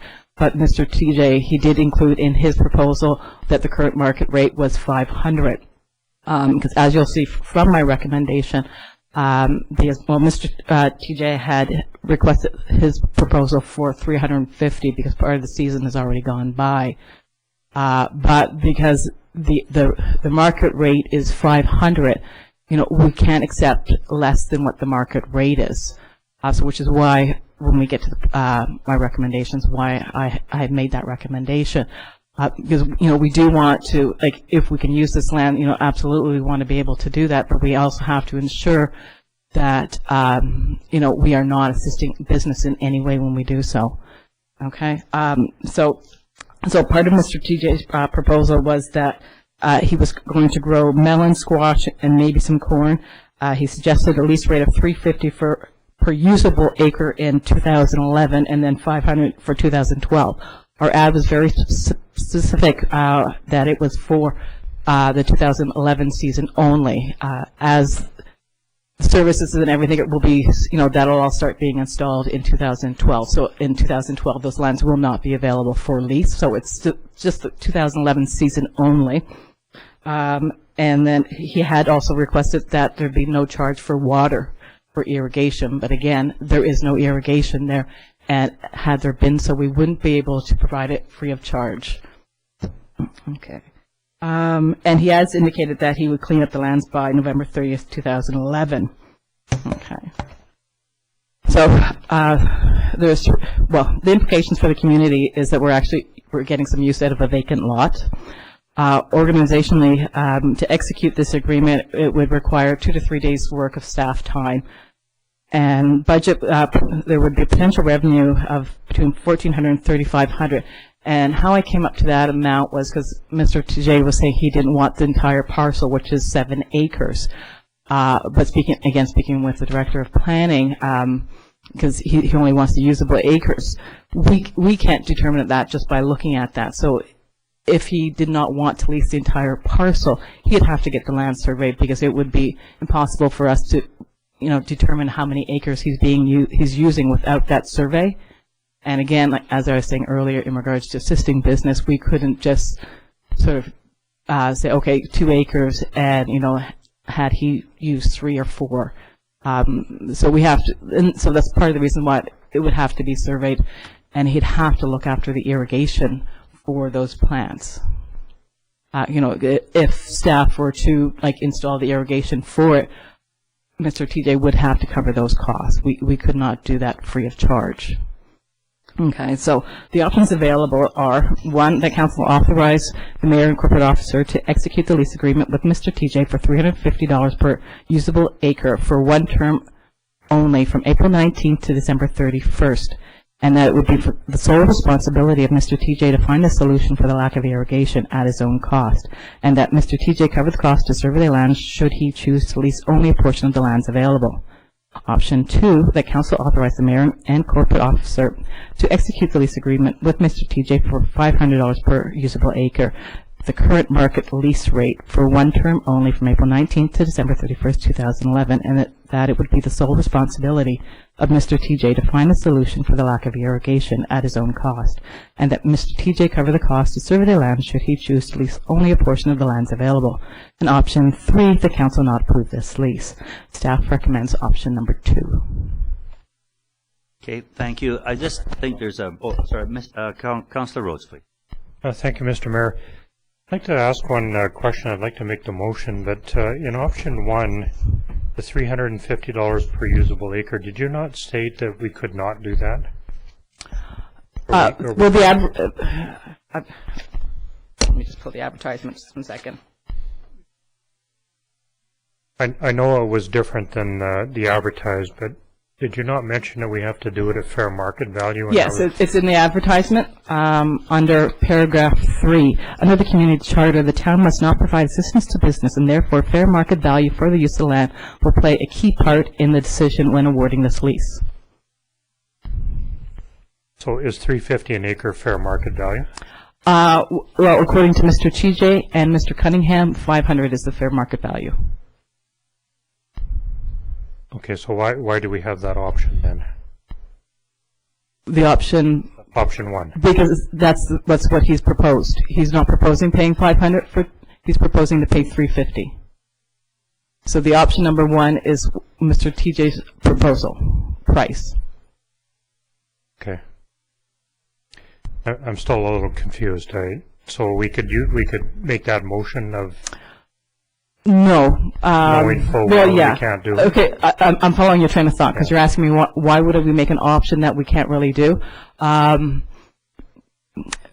You're correct. It should just be options number 2 or number 3, because you have to obtain fair market value.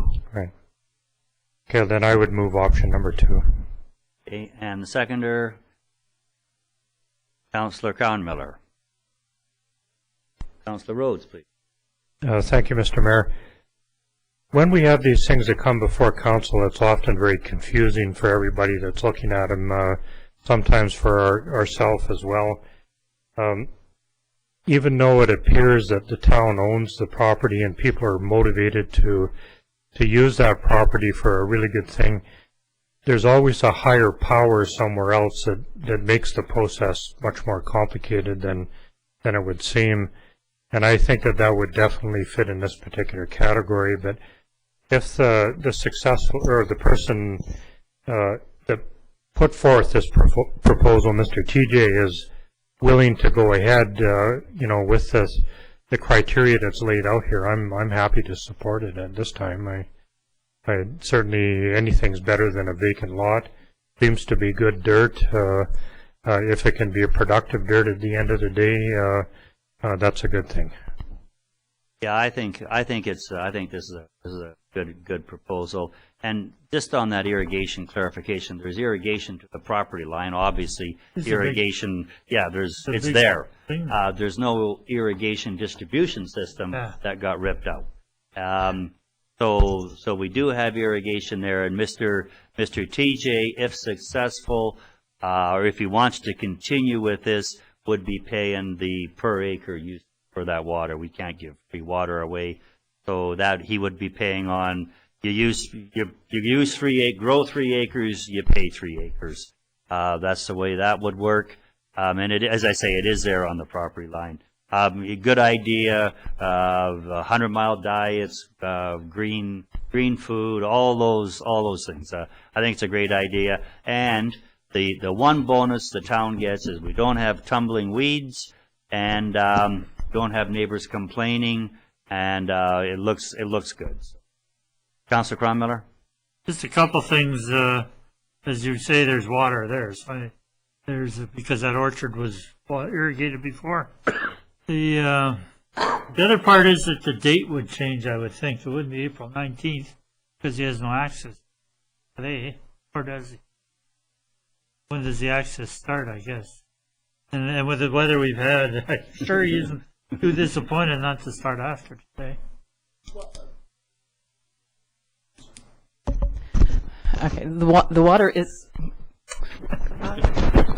Okay, the water is available to the property line, so it would just be a matter of capping that off.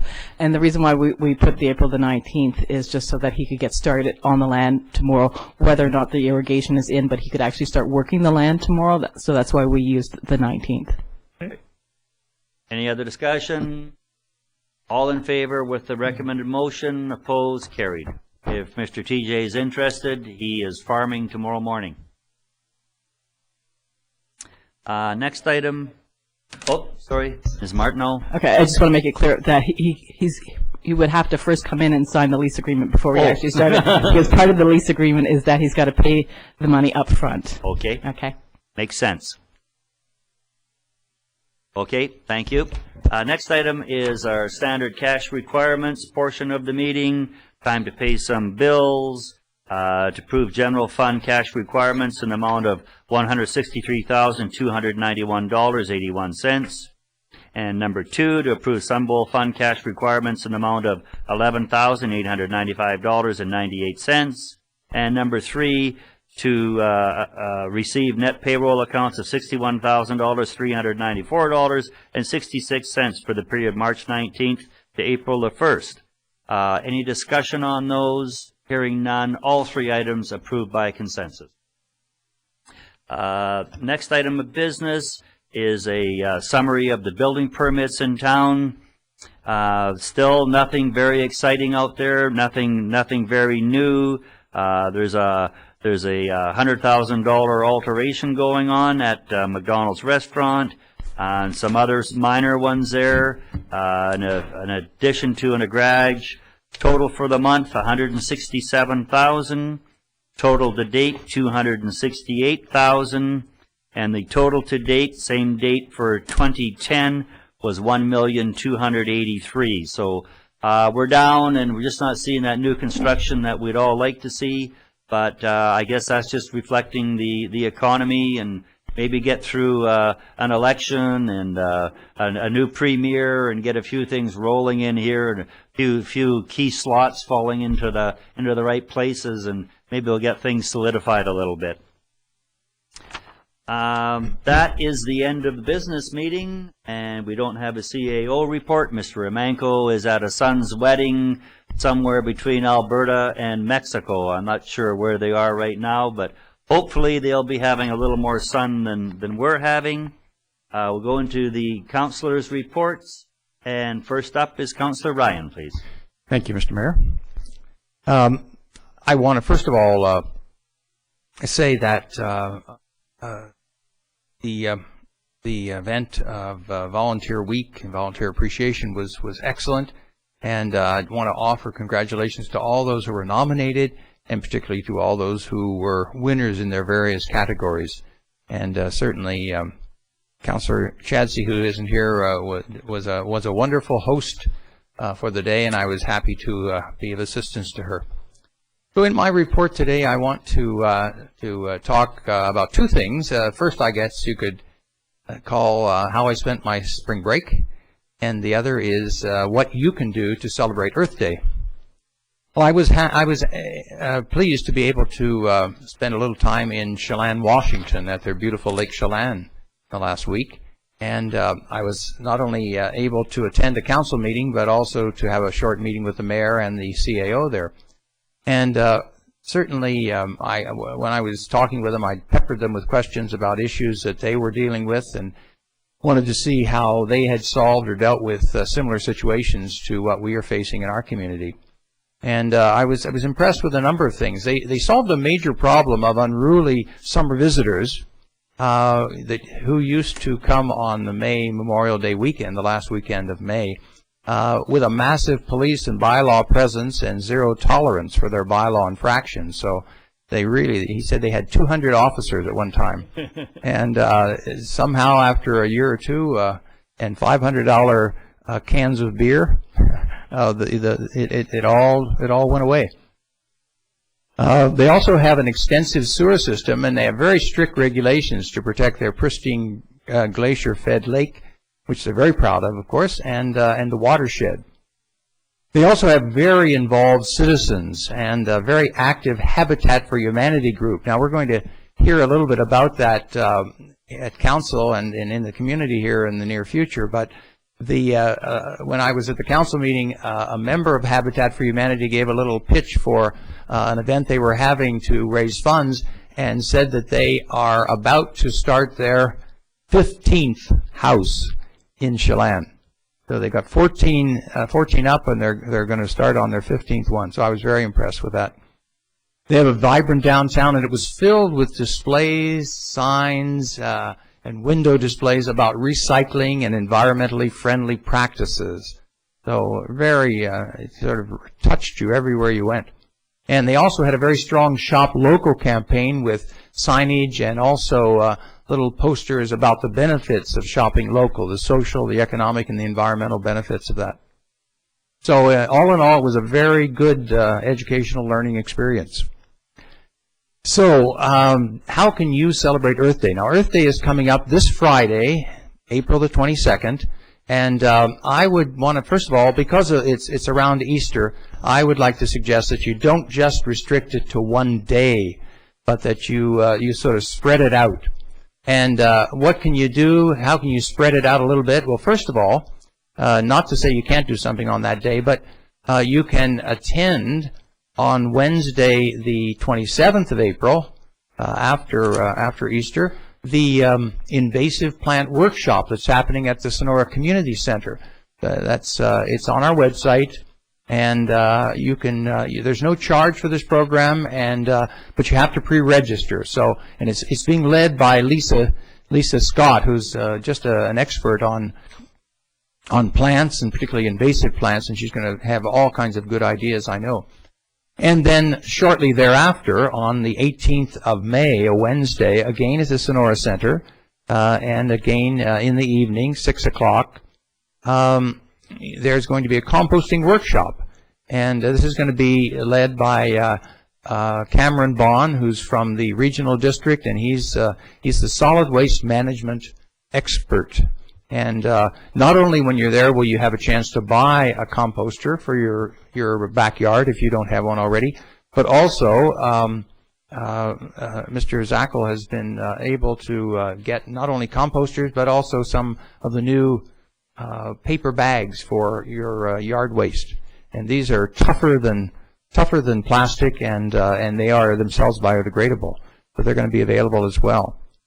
And if you must do something and if you can do something on Earth Day, the Desert Center is opening that day from 10 to 2, and it would be a great place to go. And if you can't get there then, on Easter Monday, Family Day is going to happen, and that's the 25th of April from 10 to 2. So happy Easter to everybody, and I hope you'll be able to celebrate Earth Day not only on the day, but in the weeks to come.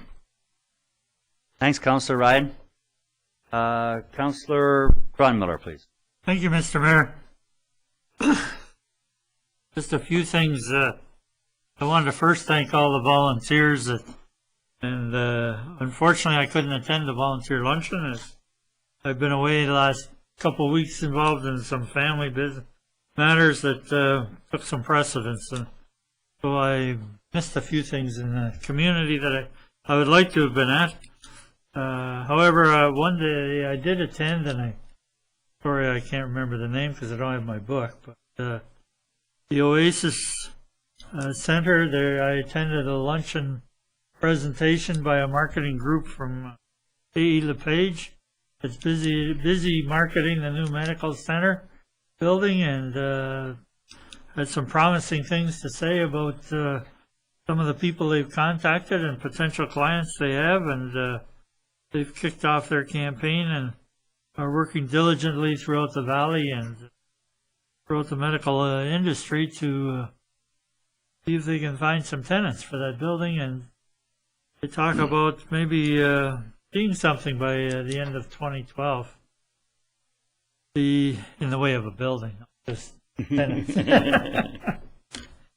Another interesting thing I did have was last Thursday I had an opportunity to travel to the Sunshine Coast with my daughter, and she was working up there, so I went along for the ride.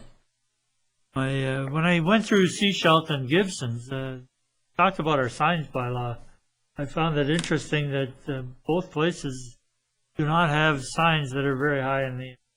They're all of probably 15 feet, not much more.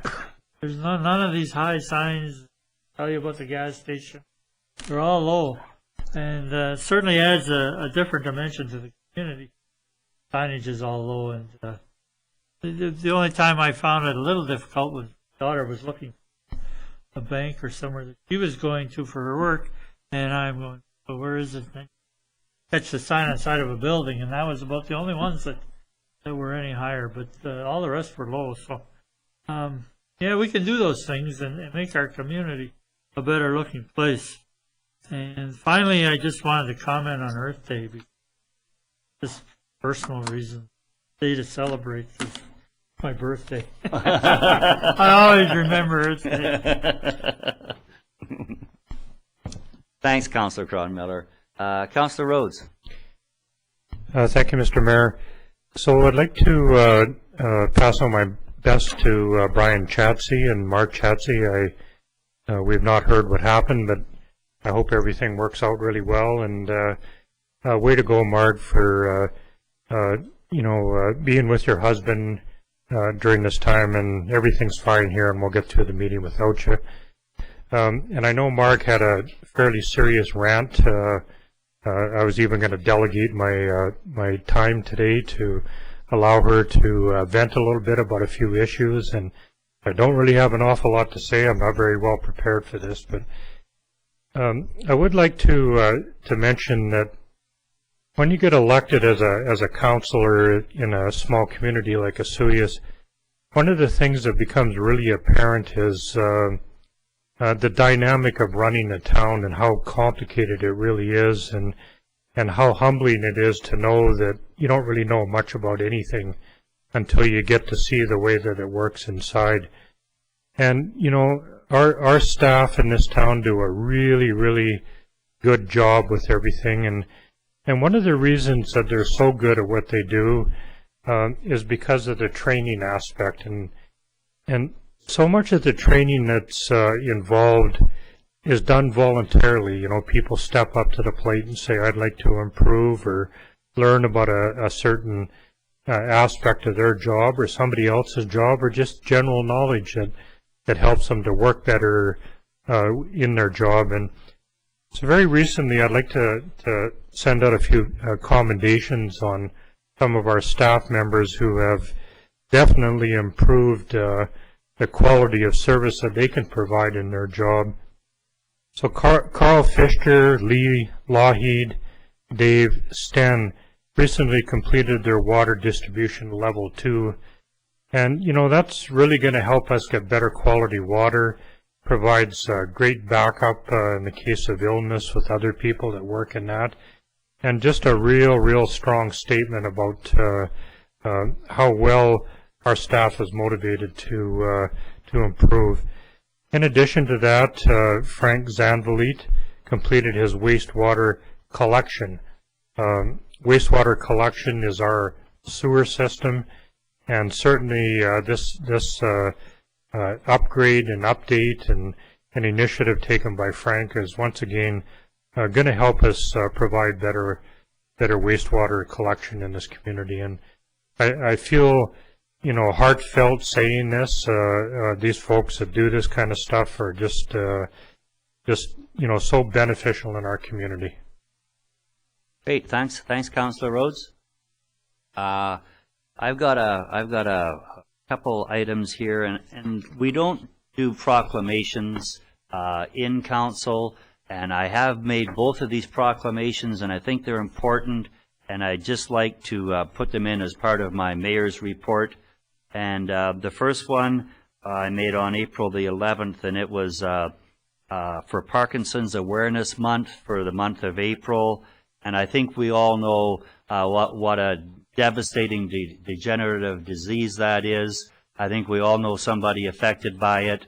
And for myself and council, these are important proclamations in our town just because of that human contact and somebody we know that has been afflicted with these. And the second one I made earlier today because we really don't do them at council meetings. And this proclamation was from the Canadian Cancer Society dealing with National Daffodil Day. And it's declaring also that same month, this is Cancer Month, the month of April. Again, we all know somebody who has been touched by this, either family or a lot of times ourselves.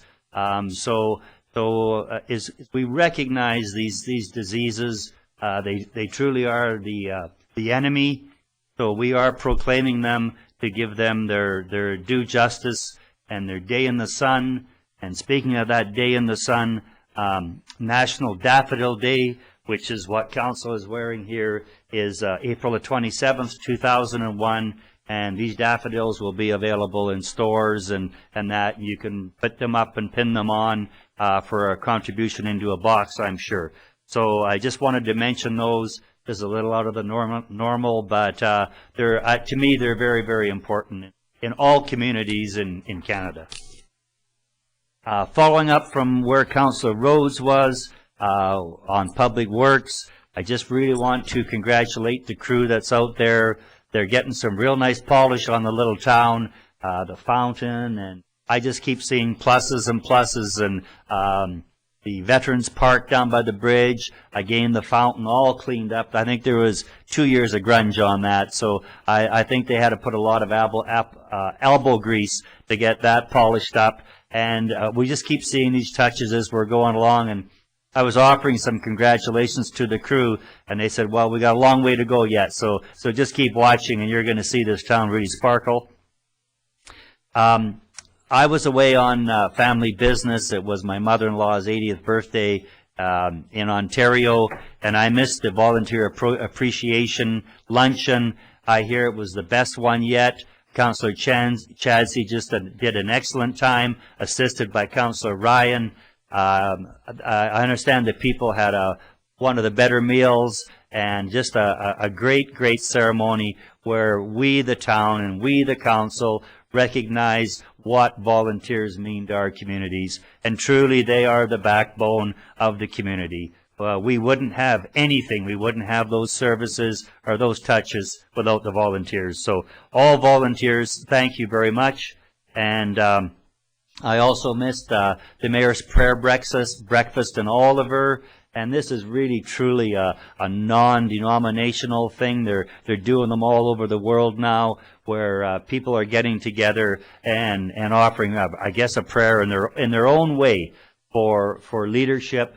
And it's pretty neat what's going on. And again, Councillor Chadsey was my stand-in for that, and she was at the Congregational Church in Oliver at 7:30 in the morning. So thanks, Councillor Chadsey, and I know she did a great job. The Okanagan, the Osoyoos Coyotes, the Mr. Jim Newman with our development manager. Spearheaded that hot dog celebration up there, where we recognize the mark that the Coyotes made and recognize them winning the league, and that was really a great turnout. The town really turned out. It was quite a rousing little fun-filled evening, 5 to 7 or something like that. All these great hot dogs, and I think there was maybe 150, 175 people there. Just a great turnout, welcoming our return to the KIJHL. This weekend, of course, there's Easter festivities. All those kiddies, don't miss the Easter egg hunt. I'm sure the kiddies wouldn't let you miss that. But as adults or anyone, you want to see some fun. Watch when they let the rope drop on the Easter egg hunt at the lower field on 89th Street there. It's pretty fun and pretty interesting watching that go on. And then, of course, there's the pancake breakfast and everything outside Town Hall here. Pancake breakfast, I believe, by the Lions. I hope so, because they've done it every other year. But so that goes on. And then, of course, there's the Easter parade. So a real fun day in Osoyoos, and let's hope that the sun comes out for that. And just on a not so happy note, we are having water problems. They're not going away. Yeah, keep phoning it in. I'm not telling you not to phone it in. We don't need any more water samples over the front counter at Town Hall here. We have quite a few water samples. We understand what the problem is. We don't know what the problem is, but we understand we have problem water, and we are working through it. We have Mr. Doucette and the staff there working very hard to try to get a handle on it. We're flushing mains. We're doing that, and whether we majorly upset something when we did that 87th Street upgrade, don't know. But yes, there is sure something wrong with our water, and is that our number one priority? You bet it is. So just bear with us, and we hope we get that settled down. Mr. Zackel.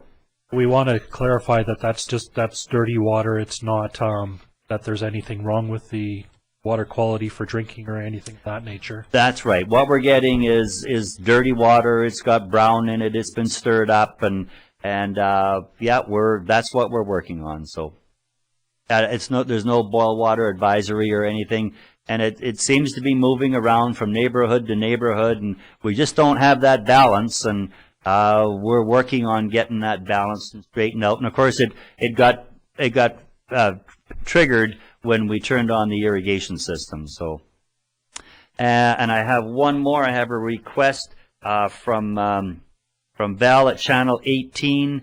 There is an all candidates meeting, and it's tomorrow on Channel 8. Sorry. On Wednesday on Channel 18 from 2 to 4. And for the Oliver and Osoyoos folks, there will be no public all candidates forum. I believe there is one in Karamias if you want to get up close and personal. Other than that, you can get some questions into... Okay, there'll be a phone number on the screen, and you can dial in and talk to the candidates, and they'll have an opportunity to respond. But it will be on Channel 18 only, no public all candidates meeting for Oliver and Osoyoos. And that is the end of my report. Good afternoon. Oh, I guess I need a motion to adjourn, don't I? Councillor Cronmiller, Councillor Ryan, all in favor. Now we can adjourn. Good afternoon. Thanks, folks.